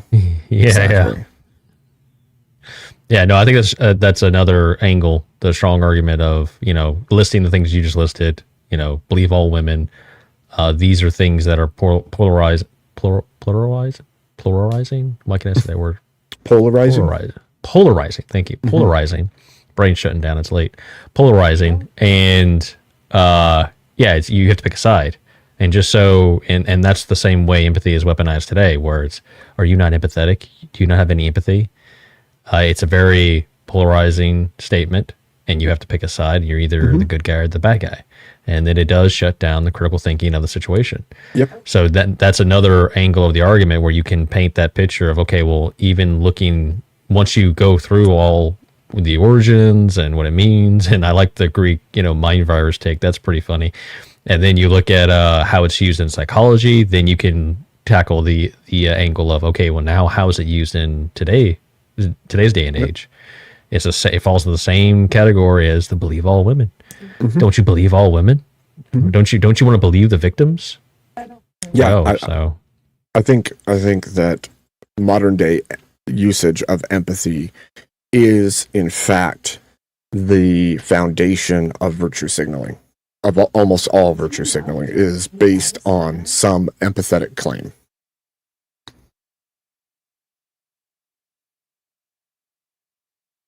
Yeah, that's but I'm interested. Maybe I can have I don't know when we're gonna bring it up, but maybe I can bring it up with Easy. Seemed to be the biggest proponent against it that night. That was also a side note. That was kind of fun because Easy, whenever he has like a debate, he stays neutral, right? Even in the after panel. But what was cool is like I popped up and I'm not on the list of not being neutral with, so he could go in on me. So right. I did like that. That was kind of fun because it made me think like, maybe heated.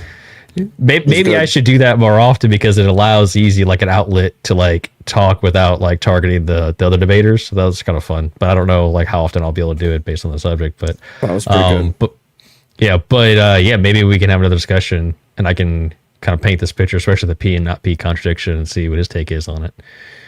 Yep. I mean, that's a hard one to contend with. If there's some form of contention, it'd be good to suss it out. Now, the only thing I can see as a meaningful distinction would be that the claim of something that resembles empathy, which again would probably fall into sympathy because you don't need any extra steps, is good for people, right? Like sympathy, having sympathy for your neighbor, having sympathy for those who are in a bad way or who need help or whatever is good within reason, right? Because there's going to be times where your natural predilection is to feel bad for somebody's situation and maybe want to reach out and help, even though they shouldn't be helped because they're in a bad situation because they're doing bad things. It does, like, even from the Christian worldview, there is that sympathy response of, oh, geez, maybe I can help that struggling family or that struggling person, or they're stranded on the side of the road because their tire blew out, or like those things are good. That kindness is good to give. But I don't think that we have to go as far as sharing in an emotional response or sharing in the, however you want to put it. And usually what happens is they're mangling the words, right? They're going to mangle it to the point where understanding means you have foreknowledge, or they're going to mangle it and say that because you've had this thing happen, you understand. And because you understand, there's like a sharing of an emotion there. Well, yeah, I could see where you can understand how you being mad or you being sad or you being loved or whatever feels to you. That does not mean that it equates to how they feel. And I think that there's that's the danger. That's always been the danger for me. Like that claim of knowing the inner workings of someone else, because only God knows the heart. We don't know the mind. We don't know the heart of another. We can make guesses. We can make educated guesses. We can probably be close, but you can't be in it. You can't actually know it, because if you could, you would be God. If you could make salvific claims that are impossible to make for human beings. Like all of those things, when you open empathy up, become completely open to them. or to a person, if they claim that empathy is a real and true thing, and they can actually be inside your internal representation of the world, now I can make all kinds of claims and feel justified in doing so. And so long as you are on my side and I make those claims, you're going to agree with me. And there starts the train that we were saying that kills critical thinking, starts movements that can't be stopped by people that are standing against it, because you're the bad guy the moment you stand against it. And so I can't see a good in that, in the sharing in part of it. Yeah, that's a pretty good point. They are people who give into this and think they do have that ability. It is almost as if they're placing themselves in the shoes of God, right? Like they're trying to basically bring themselves to like another level of almost like humanity, where they're so in tune with the state of humanity that they can understand on a personal level exactly what this person's feeling, and they can read their hearts. Really, I mean, that's basically what it comes down to. You're reading someone else's heart, right? Yeah. Right. It's craziness to me. And of course, there's the whole. I think this is what was coming up during the debate, even when they were arguing with you after the fact. I think a lot of it was coming down to like some colloquial, side-ish version. Like, this is what I think it means, and if we use it in general parlance, then it means this. And it's like, cool, but if we're going to go with the basis of the word and how it's used in general, then it's impossible. I don't know how else to say that. Yeah, well, that was kind of what I was discussing earlier. I do think that's the only route they can take, is to delude the word to something lower than what it was originally, or even like currently being used as, in order to make it fit. But then once again, if you take that approach, you're just in the grounds of there's other words that describe that far better. Which is exactly what I was trying to get Teriak to see. Like, you're saying this thing is empathy, but you're describing sympathy plus some supernatural understanding. Like, make it make sense. Yeah. You're saying, I have sympathy for this person, and then you tried to switch up the order of it, like they understood before they felt. I'm like, how does that make sense? You didn't have a reason to seek to understand, but you just understood, and then you made... Sorry, camera. You had no reason to seek to understand, but you just understood, and then... Please, camera. Nope. What are you doing? There we go. There we go. But, like, the order's all out of whack. Either it's you inherently understand the emotions of all other people, or you had an emotional response and you sought to understand them. And it's like, you can't hammer that down. No matter who was arguing with us, they couldn't hammer down where that line was. And then that one guy kept coming in and saying, no, there's an empathetic response, not a sympathetic response. There's no sympathetic response. Yeah. Bullshit. The sympathetic response is literally fight, flight, freeze, run, right? So, like, that is your sympathetic nervous system, your sympathetic response. Empathetic has nothing to do with, like, how your nervous system reacts to a situation. And I was, like, trying to explain that there's a nervous system reaction before most things that spurs what comes next. And empathy is a thought thing inside your head, if it exists at all, because you're saying it's understanding. Understanding can't come from your sympathetic nervous system. The only thing that can come from there is your basic human level instinct type things. So explain to me how you have an empathy response before you ever have a sympathetic response. That sounds like the biggest Looney Tune bullshit I've ever heard in my life. Yeah, there was I don't know if you saw that Leaf guy. He came up in the panel, and he started off something along the lines of empathy has to do with the empathetic portions of the brain, and I cut him off. I was like, I don't grant you empathy. Like, you can't use a thing in question to describe the thing in question to prove it. Like, you need to prove it to me with some sort of logical framework. Well, and that's one of the things I brought up too, is like, you can't coin a phrase in 1908 that is this new but pre-existing thing that human brains do that allow us to share in emotions with other human beings, that's only ever been called sympathy or caring for people, and then map it onto the brain and tell us that this specific made up new thing that you made up is a region of the brain that does that thing. You also, you coined the phrase, then you mapped a brain, and then you overlaid this thing and called a region of the brain that thing? Right. Yeah. Sorry, I don't think so.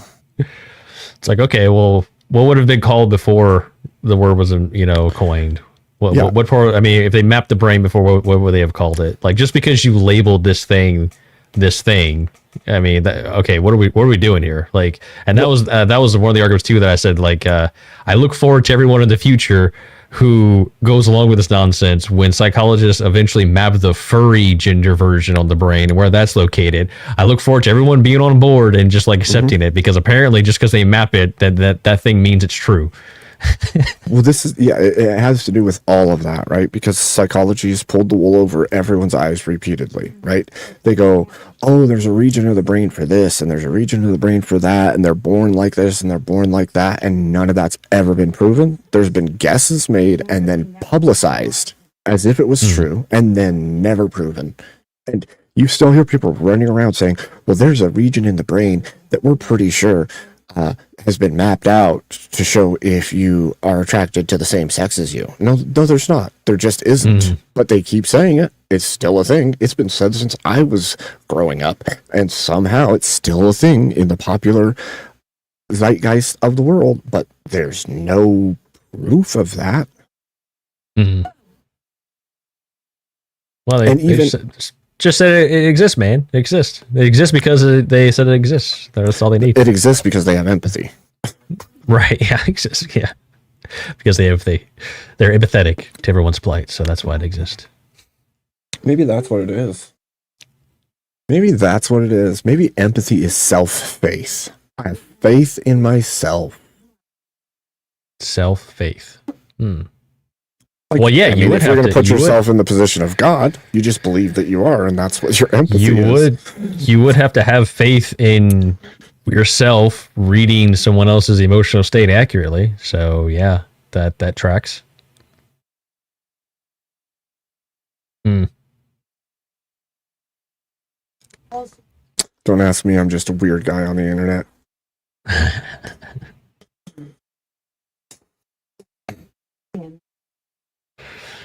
I'm surprised nobody jumped up when I threw that link out. But that's okay. Scared, man. They're scared. They don't want to faith. They don't want to lose the word, man. They need it. They don't want us to take it from them. Yeah, don't take my empathy away. It's all I have. Yeah, it's like, why is it such a hot thing? Like a hot button issue. Like, you can't say you have sympathy for somebody because that's bad. But if you say you have empathy for them, it's inherently good somehow. Yeah, from this whole thing, what I've realized is people have this almost negative connotation to the word sympathy. Like, it's not good enough. It's not good enough. You're sympathetic? You garbage. You should be empathetic. Yeah. Yeah, it's so weird, dude. What? Yeah. It's so weird. I don't get that, but oh well. Well, I would just challenge people to look at the two definitions and ask yourself which one makes sense. Well, I like the as I said, there's tons of different versions of the definition for empathy, but I do like that if you go in the Webster version, it has the descriptors at the top, but then it has like a summary at the bottom where it just talks about sharing it basically gives you what you find on Google. So I think that block is a good, I guess you could say, definition to work off of when discussing with people, because they're more willing to go along with that. But the problem is, like I said, going back to all this other stuff we were talking about, it does have that key word in there, sharing in the feelings of others.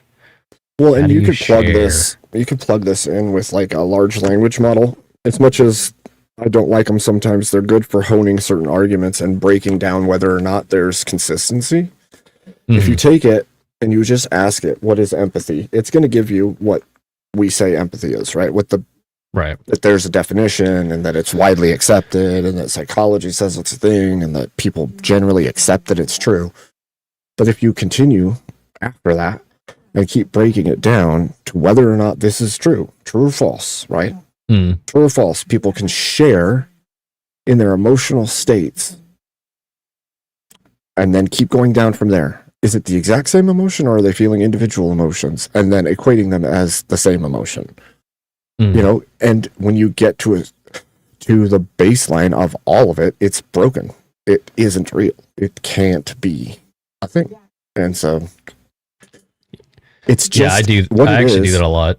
It's just human gobbledygook. What it is it makes us feel good.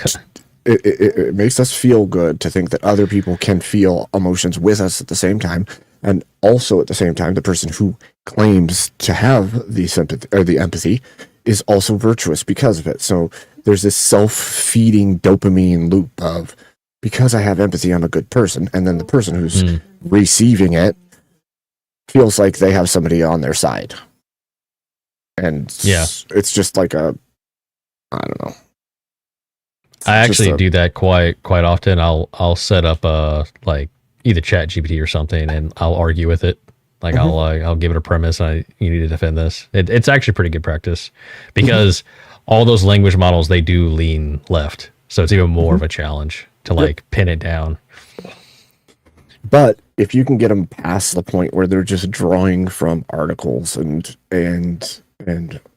existing works, if you can take the existing works and continue to Socratically question it back down to the logic of the foundation or the baseline of what you're arguing, then it can't deny what is right. Because then you're literally getting to you're getting down to true false, right?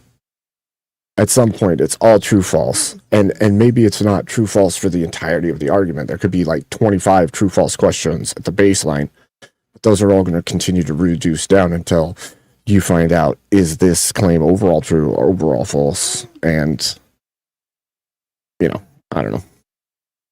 Yeah. A fun one to debate is evolution. Like to debate a large language model on evolution is pretty fun. It is. I think that's like whenever I flesh this one out, I think that might be the next thing I go into. I think that one's a fun one to debate. The same kind of nearly religious zealotry to the defense of it.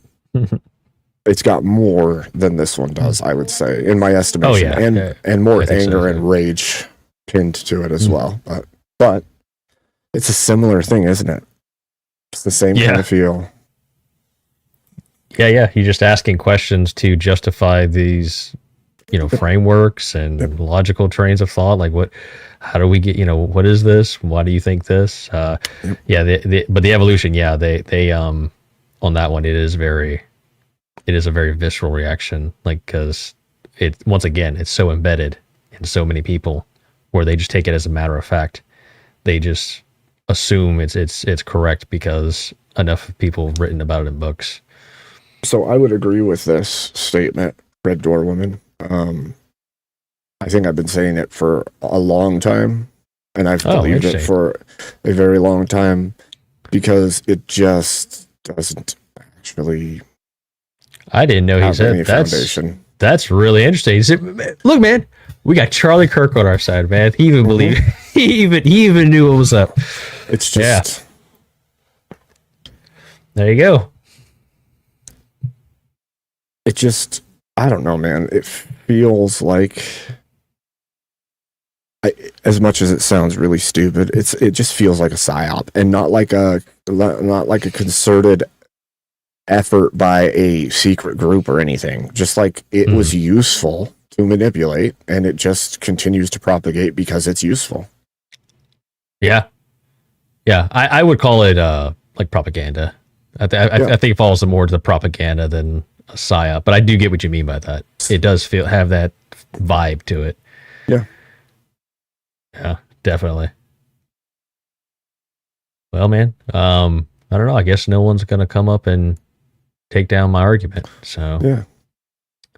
It's all good. I'm tired as shit anyway. I know you are too, probably. So yeah, I've had a long day, but I really wanted to have a discussion, and I thank you for having it. This has been great. Like I said, just chatting with you has strengthened it even more. So I got more ammo, and I think this is going to be great the next time I can. Maybe I will try to line up a debate. It'll probably be the first one that the poll makes me, they vote against me and I lose. But so be it. I don't care as long as I get the argument out there. I had to get off right after I did the open panel part, but I never saw if there was a poll that night or not. And usually I think he does one, but I didn't see one, so I don't know if I did well either or not. I didn't see one, but to be fair, I was too busy fighting 6 people. So that's true. True. So there might have been one. I don't remember seeing one. So dude, it just got to the point where it got more and more and more heated, and I'm like, I'm actually tired, and it's hard to get a word in edgewise, so I'm just gonna fly. So yeah, completely understandable. Yeah, completely understandable. Yeah, especially being so outnumbered. I was thinking like you were. I thought when they came up there, I thought it was going to be like, a handful of people an hour, or some sort of divide, but no, not at all. The problem, I think part of the problem is when you look at the idea, like at a cursory glance, right? Not actually digging into it. If you look at it just as at a glance, empathy seems like it would be good. It would be helpful. It would be good for building community and all of these things. But honestly, if you're going to say that, then it's like the epitome of collectivism. It's the epitome of socialism or communism, because then you have this bonding agent that is this thing that everybody has to go along with. And so, yes, as a Christian, you could look at that and be like, yeah, well, obviously we should care about people, but that's not what the statement is, right? If the statement was caring for other people has no part in building a society, I would completely disagree. But that's not what the statement is. The shared emotional connection, that thing right there, is like the way to force people to communalize. Like,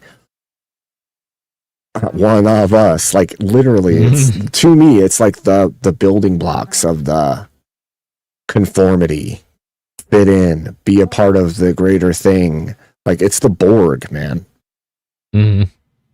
Yeah, actually, now that I think about it, I don't know if there's really any other term or framework like empathy in today's day and age that kind of seeks to unify like everyone, like on like, like especially on the left, to where it's like this high standard of moral grandstanding thing, right? Because you have all these different things that pop up, BLM and all this other stuff, all these other different movements and things, right? Not everyone tends to be on board with that, but I can't think of anyone that would be like left leaning that would say empathy is bad, right? Or they don't like empathy, right? It's like this. It does, to your point, it does seem like this overall congealing movement of sorts to say, oh, if you're an empathetic person, then you're a good person. If you're not, then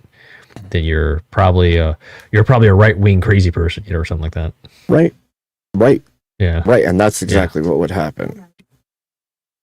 That's exactly where it would go. It would go, because you're right-leaning, because you're a Christian, you don't believe that you should care about other people, which is so ridiculous of a claim in the first place. Like, love my neighbor as myself is something I actually totally believe and should be held to. And that doesn't mean I need to be in their emotional state. In fact, I will do better helping them if I'm not in the emotions they're in, because I'll make better judgments, better choices, because I'm not depressed because they're depressed. I'm not angry because they're angry. I'm not sad because they're sad. I'm clear-eyed from the outside going, this is a really sucky situation. What can we do? And help people work through it rather than be stuck in it with them. In some That's a solid point. Yeah, way. I like that. Yeah, that is a solid point. Yeah, because when you have a crisis, you don't want the guy that is feeling the same emotional panic that everyone else is. You want the guy that's calm, cool, and collected to make a decision to get you out of that situation. Yep. And then, so that is a weird contradiction, right? It's like, oh, the guy helping would be good, but then you in the same turn, you would almost have to demonize him for not being empathetic. You know why? Because it's feminine. It is feminine. Because you don't want to fix the thing. You just want to be in it with them. You just want to be. Yeah. I don't want you to fix it. I just want you to hear me. I just want you to feel it with me. No offense, just the way it feels to me. Like it's this weird communalism. That's what it is. It's a weird thing, dude. Well, I suppose this was actually pretty productive and quite a bit of fun. It was. Yeah, it was great. I really like conversations like this because I think when people, other than thought, right? Like, because you and I could sit by ourselves and think through something, but the moment you start actually discussing, it like opens this gate where it allows the ideas to fully flesh out because like your point comes out, the mine, and it's like, oh wait, I didn't think of this. And then it like expands the ideas to a greater degree than you could have done. And you also, as you explore what your pre-existing idea of it is, more comes out of you than you've usually thought through deeply in your own head, because now it's actually out there. And so you're freed to actually go down lines further than you would in your own mind, which I think is really cool when you have conversation. 100%. Yeah, I completely agree. Yeah, I mean, just I spent a good bit of time like rolling this over my head and arguing with LLMs with it, and just making notes. But just in this short time we've discussed this, I mean, I've got like 6 different things that I've written down of like argumentation lines to run. So it's been great. Awesome. I'm glad to hear it. Well, thanks for having me, man. I appreciate it, and I look forward to your next debate. And I hope you get well soon. Thank you. And and I also look forward to the whole that stream, the thing you're talking about. That I'm gonna try to tune in for that next time I see it. Yeah, I think I'm also gonna try to do some guests here and there for different topics. So if people want to like pick something that they think that modern day men need to embrace for our society to improve, they can let me know, and we can work on an episode to go through that topic together. Like, and I mean, like, honor, commitments, like, just all the different things you can think of that are not just, but mostly the biblical principles that you need to be an upright man in the world today, and then to move forward into building family and progressing us towards a more Christ-centered society. So. Like it. I might have I might have a 1 or 2 things we can discuss. I'll shoot you a message on that. We can maybe we'll see. But awesome. Yeah. Thanks for having me up. Everybody out there. Catch you later. Thank you, Mo. And God bless. God bless you. Have a wonderful evening. Have a wonderful evening. All right. Well, ladies and gentlemen, I think that was a lot of fun. That was a pretty cool conversation. Got to really move through that topic a bit. I know that there's obviously the other side of that argument, which we saw in my debate with Teriak, and then also in the after panel when it was, like Mo said, 6 versus 2 and then 6 versus 1 when I left. But I'm sure that this topic will continue to come up because it's kind of a hot button issue right now. And like I said, I would encourage people to listen to the argument rather than attribute the thing to the person. Like I said before, we've all heard Amit make comments about it, like bringing up an argument. I have this argument. The argument is that we should enforce marriage. People are like, what do you mean enforce marriage? And he's like, if somebody leaves a marriage without justification, that they should be jailed or held legally liable. And the immediate response, rather than saying, oh, that's an argument, I'm going to contend with the point of the argument, the logical consistency of the argument, they attack his character. And so I would, I'm not saying that any of you do this, but I'm saying I would encourage everybody to try to start seeing it outside of the people and look at the argument itself. Because if you can do that, it will make you a more effective communicator in general. You will be more capable of not misattributing things or assuming things. So, yes. I suppose on that note, ladies and gentlemen, I am going to take off for the evening. God bless you. Thank you for being here with me. Tomorrow is VK, so I will try to be there for that. Make sure you keep your eyes out. And hopefully my body is cooperating enough that I can come back to doing several days a week. So after today, I will do my best to get back on schedule and be here in the evenings for you guys once again. So thank you very much for being here. God bless you all. Have yourselves a good night. Oh wait, before I do that, I should probably look at who is streaming so I can decide if I'm rating somebody.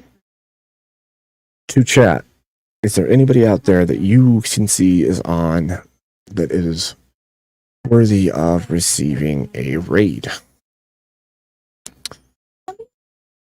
Let's see. We'll see who's on.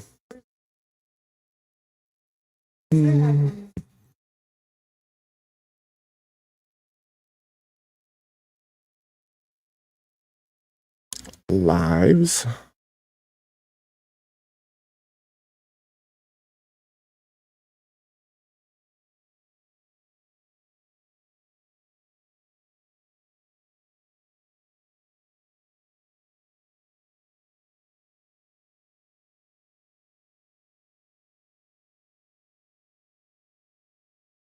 You know what?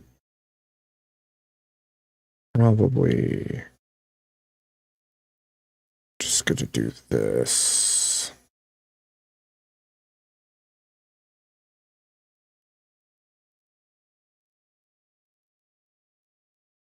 Okay, there. We'll do that. Ladies and gentlemen, like I said, God bless you. Thank you so much. Oh, is it? Let me look.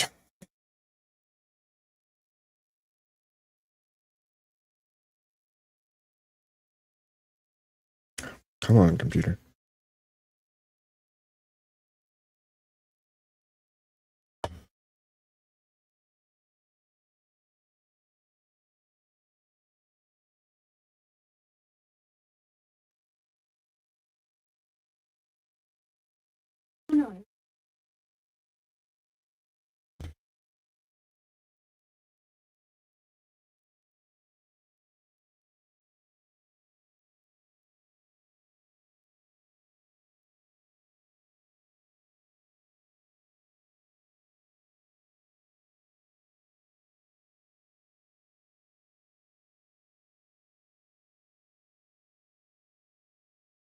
Let's see. That's being weird. Okay. We'll see where it lets me send you. Sorry, ladies and gentlemen, I know. Boring waiting for this piece.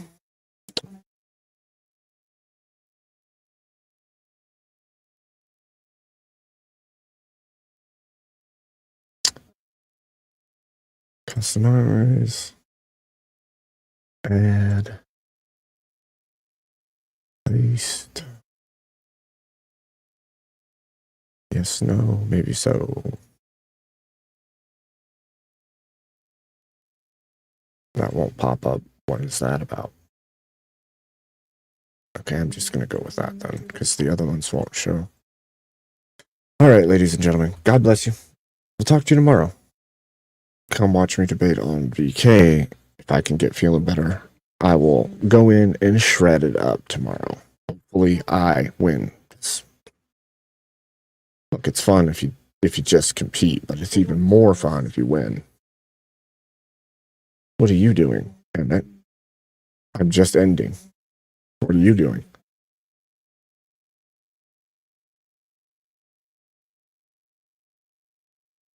Have a good night, Gorilla Biscuits. Thank you so much.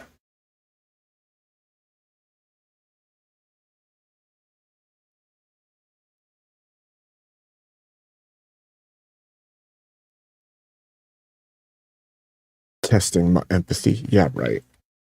You don't even believe in empathy. Emmett. Emmett.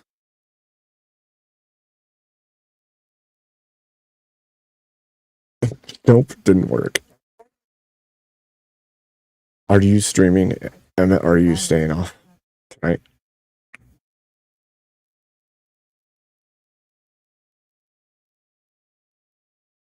Mm-hmm. I was just about to hit the end stream, but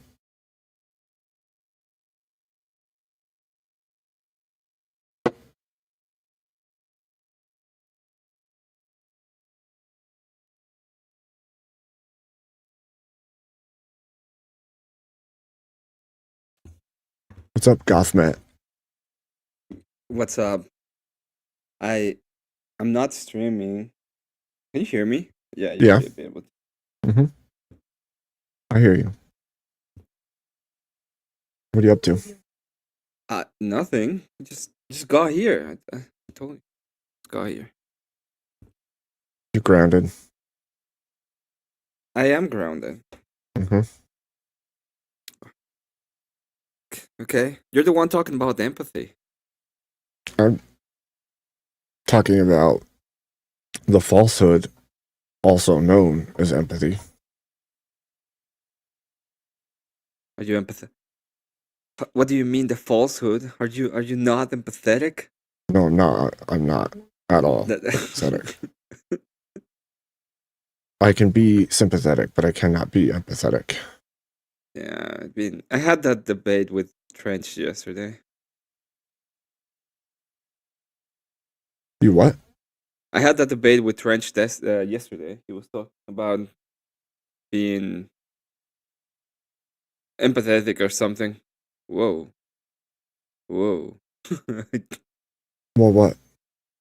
Oh, I was I'm using Premiere right now, and it started putting noises into my headset all of a sudden. Jeez. Whoa.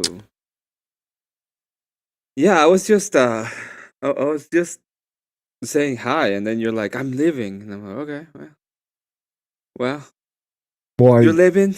You're leaving until tomorrow." It's like, oh well, I guess I guess I have to say. Oh wow.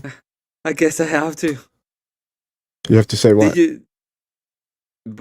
Goodbye. Fight me, Abe. Let's go to Yellowstone. You know, one of these days I'm gonna take you up on it. I'll meet you in Yellowstone. If that happens, you know, this is what would happen. If Emma and I met up to have a fight in Yellowstone, there would be like an alignment of all the stars, and the mega volcano would go off, and Emmett and I would be fighting in the midst of a giant volcanic eruption. I'm sorry. I thought that's what you did on the internet. Whenever you don't have anything to say, you say "fight me." It's what does that even? What does that even mean? The internet. Nizzler. What does that mean? Abe is an or. I don't know what that means. Let's go to the. What does an or mean? What? What is an or? My dog just decided that the Live Binder is a major character in the World of Warcraft universe. I'm incapable Titan of understanding what a fight is like. Member serving as a patron of all life, nature, and healing. You are the Titan patron of life, nature, and healing. Apparently. I promise you I'm capable of understanding what a fight is like. Abe is incapable of understanding what a fight is like. People are hilarious, man. People are hilarious. Oh, there's empathy for you. It's obvious Snizzler has it. Did you see my 2 videos from yesterday? Wait, say that again? Did you see my videos? Well, I made 2 shorts and I made a video. Did you see the video? What's the video? It's so it's a stupid thing. I've watched some of your stuff over the last few Um, days, but not all of it. So Marte decided to start his own supposed news network, oh, and he sent me a message, and in the message he's like, "I hope you can make space for both of us." And I said, "Never, prepare for the beef." And at the same time, he sent a video. I was joking, but he made a video, and the first thing it says is, "Do not confuse it with a PNN." So I made he got it wrong. By the way, he got everything wrong in the fucking I still think he got everything wrong.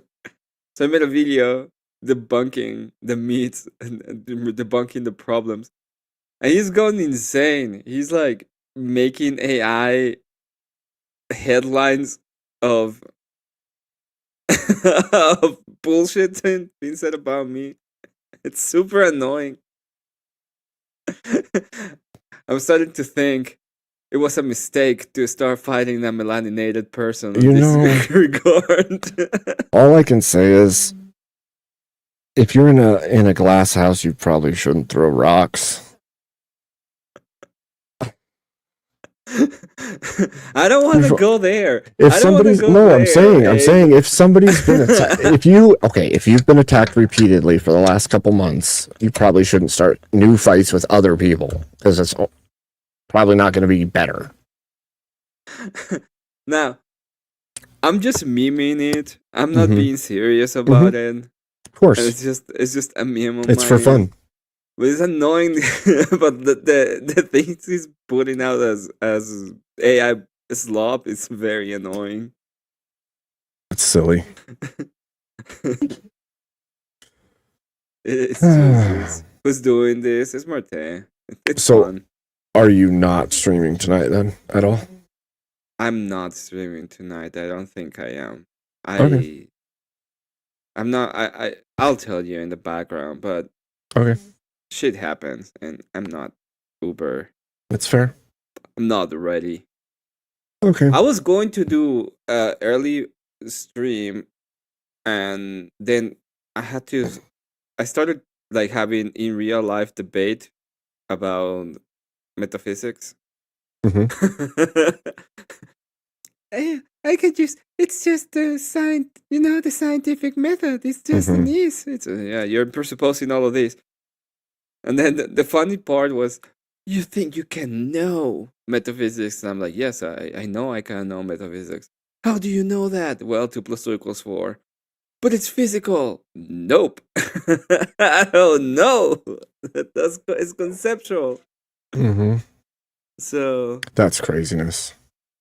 yeah. Well, he probably never had this kind of discussions before. Like we've been having how long? At least a year, maybe a year and a half of pure philosophical discussions about metaphysics, Mhm. which most people never have had. Mm-hmm. It's yeah. True. True.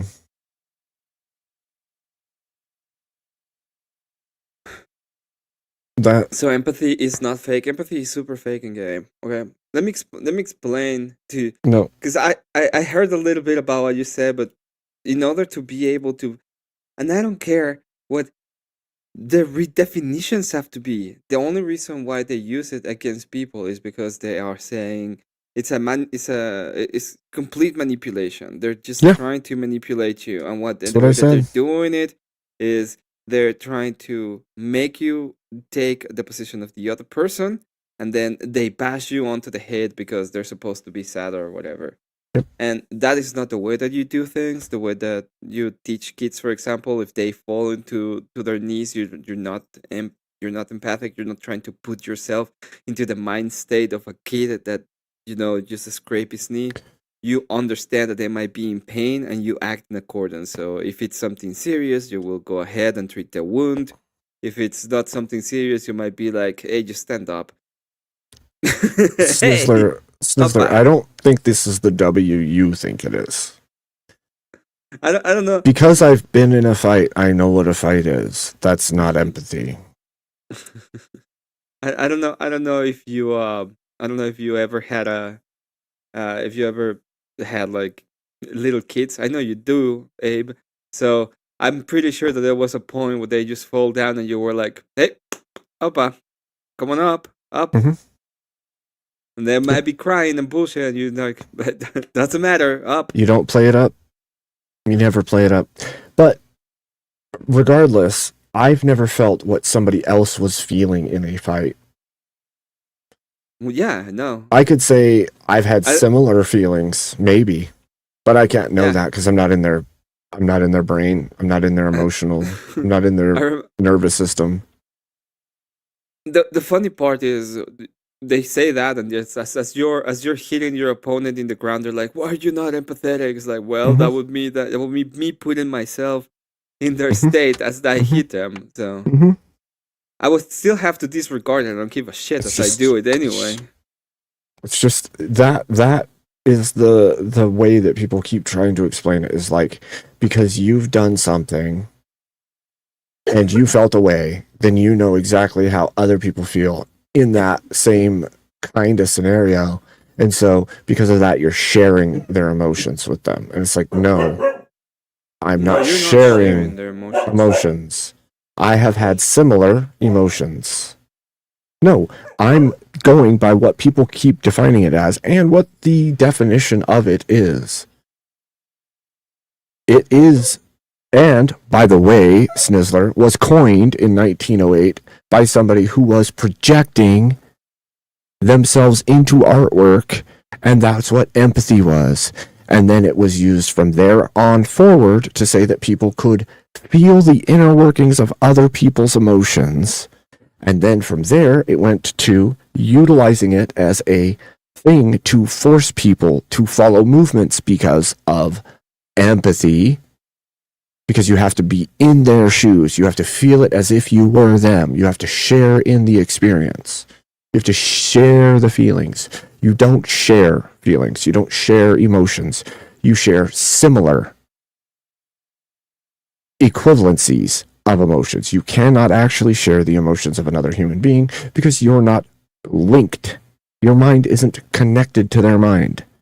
You don't even know what their internal model is like. You don't have their cognitive filters. You don't have anything. Unless you are the same person as that person, you're not feeling and sharing what they're feeling. You don't have access to the mind state. That's pretty much what it means. You have no way to share sharing mind state. I'm saying it says sharing emotional state. It says to share and understand. You can't share emotions and understand because you're not in them.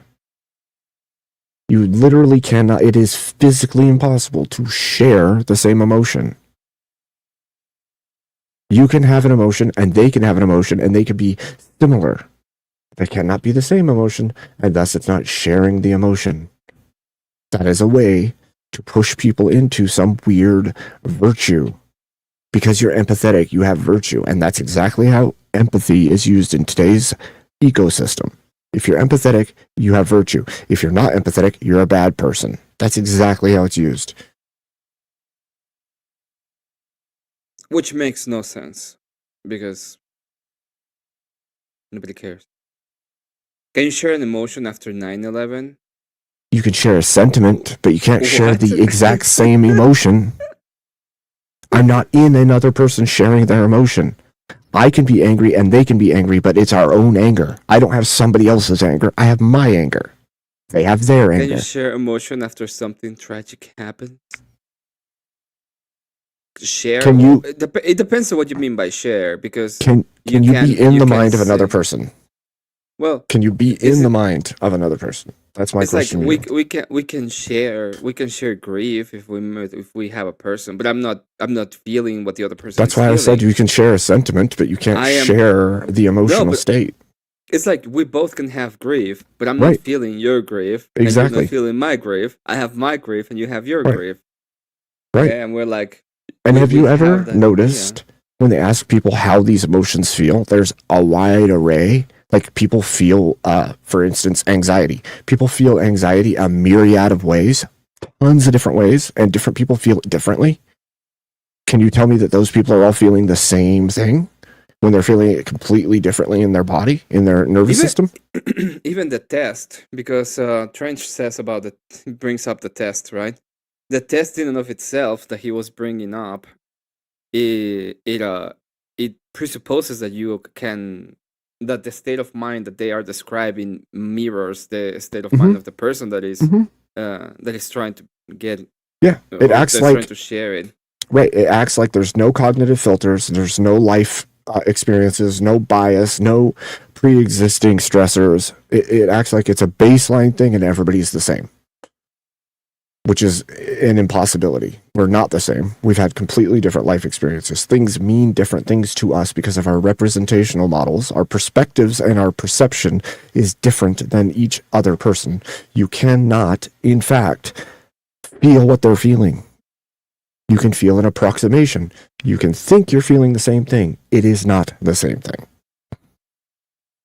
Yeah. I wonder if Snizzler is like feeling what you feel, Abe. No, I don't think he's being very empathetic. No, actually, nobody can feel what I feel. Damn it. Yeah, I just read Kat's comment, and that makes sense. He's not being very empathetic. Because I don't have feelings.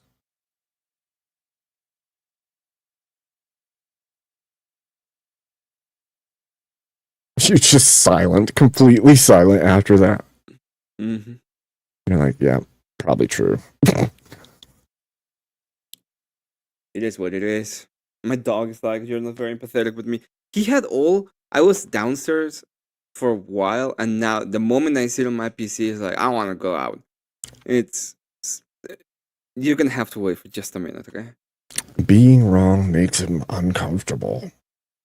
I would have to first perceive that I'm wrong, right? And that's because I have a perception. No. You shouldn't perceive that you're wrong. You should perceive that the other person feels that they're wrong in order for be able to get into their state minds that you can feel the empathetic synapses I see what's happening. Being wrong. So Snizzler thinks if he can be wrong enough that somehow his empathy will make me feel like I'm wrong. Yes. It's not about you, Abe. Oh my gosh. No, I think that wait, in actual that makes sense. I get now. You get it now, right? You got it. You tell me you got it. Yeah. This is about you. Yeah, the only way you can feel another person is if that happened. Notice Abe does. Why don't you want to answer, Abe? Answer what? What do you? What is the question? What is the question? People like you like to dance, Snizzler. Answer the question. Why don't you want to answer, Abe? I just remembered that the other day. Does the meaning of a word change over time? So here's the thing that's really funny about that, Snizzler. It hasn't changed a bunch over time. It still basically reads exactly the way it always has. And it started out as junk, and it's still junk.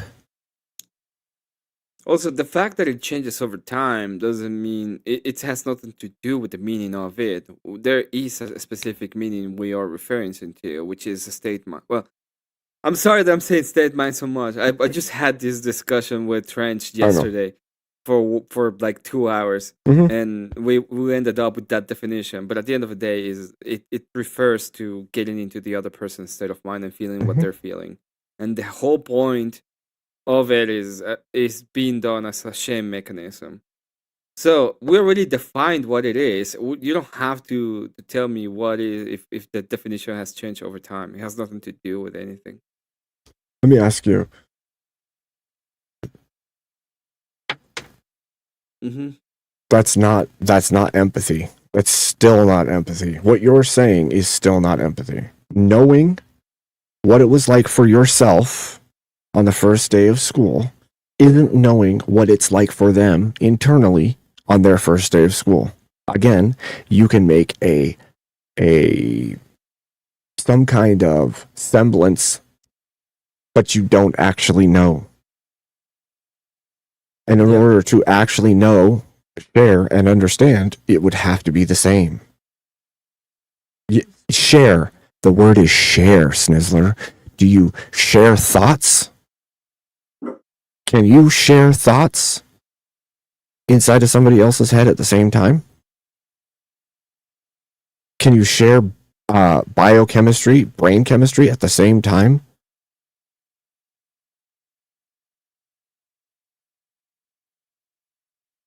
I never claimed it was mind reading. You are the one who keeps making weird claims, not me. You're making those, not me. I've never said it was mind reading. I'm saying you can't share. Is not telepathy. You can't share emotions. You can't share thoughts. Empathy says that you are sharing in the emotions of another. Sharing in it and understanding it. You can't share in and understand the inner workings of another human being absent being the other human being. You can only make a false equivalency in your own head of what you think it is or what you feel it is. It is not the same as actually feeling what they are feeling. This is a game to make you believe you can.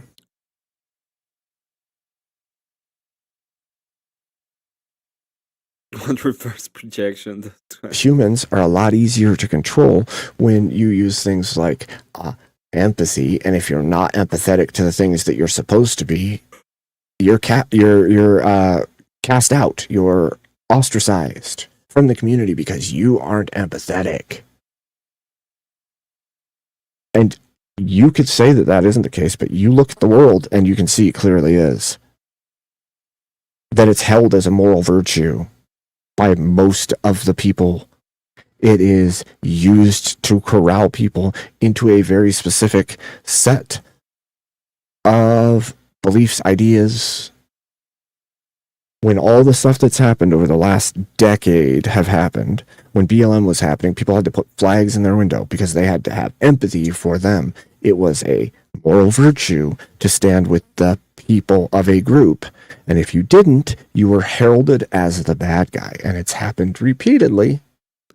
I don't know how you couldn't see it.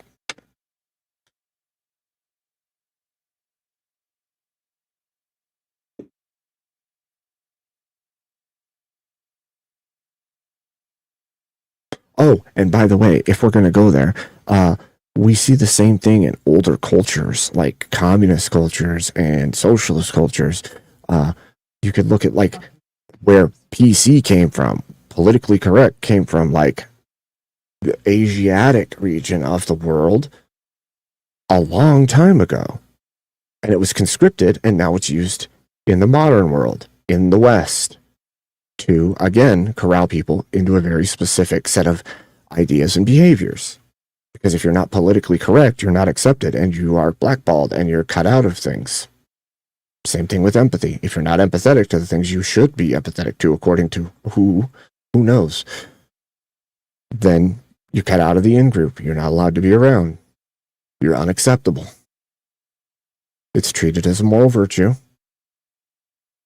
even though it's a physical and metaphysical impossibility for humans to share in the emotional state of another human being.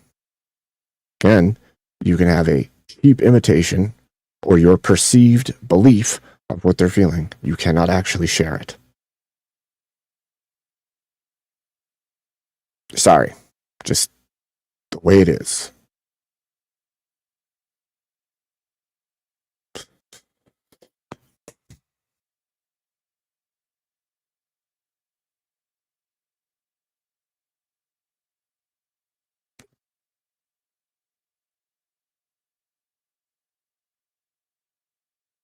I wonder And why he called him Sam Schnitzler.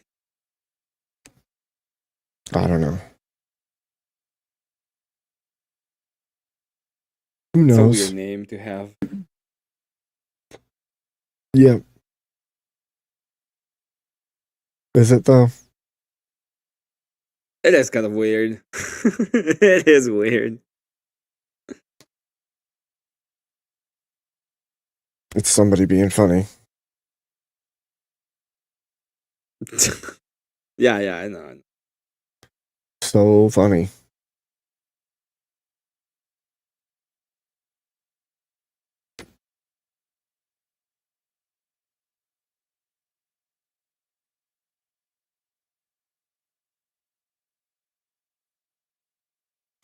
Probably absent a body, not. I don't know. say- I don't think so, because I think only God knows the mind and heart of man. As far as I know, I'm not going to make an exclusive claim, but I don't know that even we will know the hearts or minds of others after death. I haven't seen that somewhere. So like I said, I don't know though. I can't even make that kind of judgment call. I would believe not, but Okay, I need to take my dog outside. It's really. all right, being brother man. annoying. I'm going to hop off as well. Yeah, I know you're gonna hop off. God bless you. We're already gone for a little while. Be good. Yeah, thank you for having me on as always. Of course. Fun times. You're going. So you're playing tomorrow. You're going to VK tomorrow. Probably. What Most happened? likely. Okay. Okay. I'll be seeing you.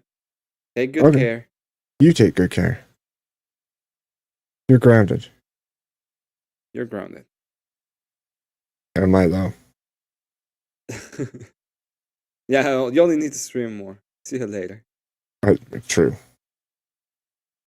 See you later. All right, chat. God bless you all.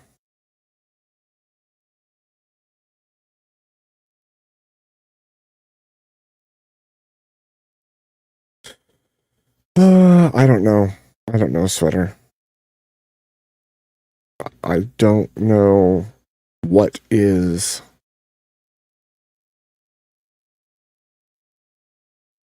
When it comes to like after life, I don't know what the metaphysic possibilities would be. And I don't think that any living man could clearly dictate what comes after, as far as like what we can and cannot know, whether or not our condition changes to being capable of knowing the mind's thoughts, heart of another.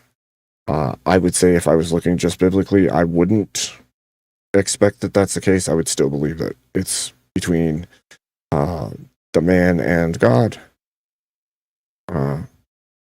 Christ, right? And so I don't think that it would be the case that even a saint would know the heart of or the mind of the man. But I could be wrong. I don't know where the lines reside in the spirit or the soul for those types of things. So, all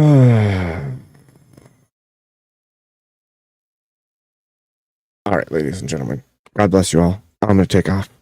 I will talk to you tomorrow.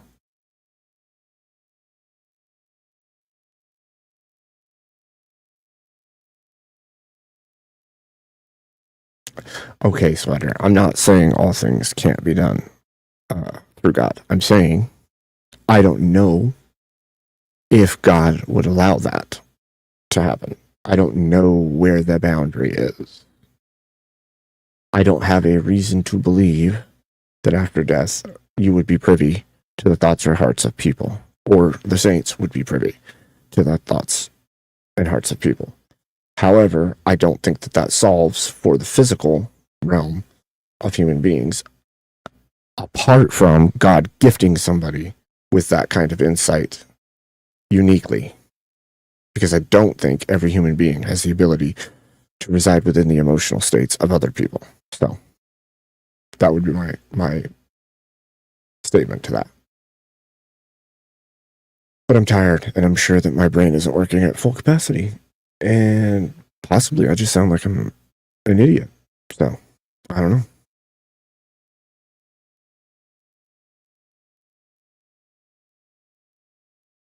Okay, but for real, I'm going to take off.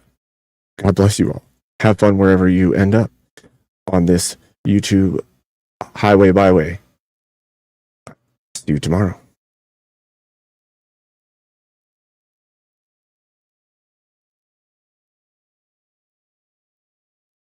Boom. Boom. God bless you too, Gorilla Biscuits. God bless you, Sweater. God bless you, Scott.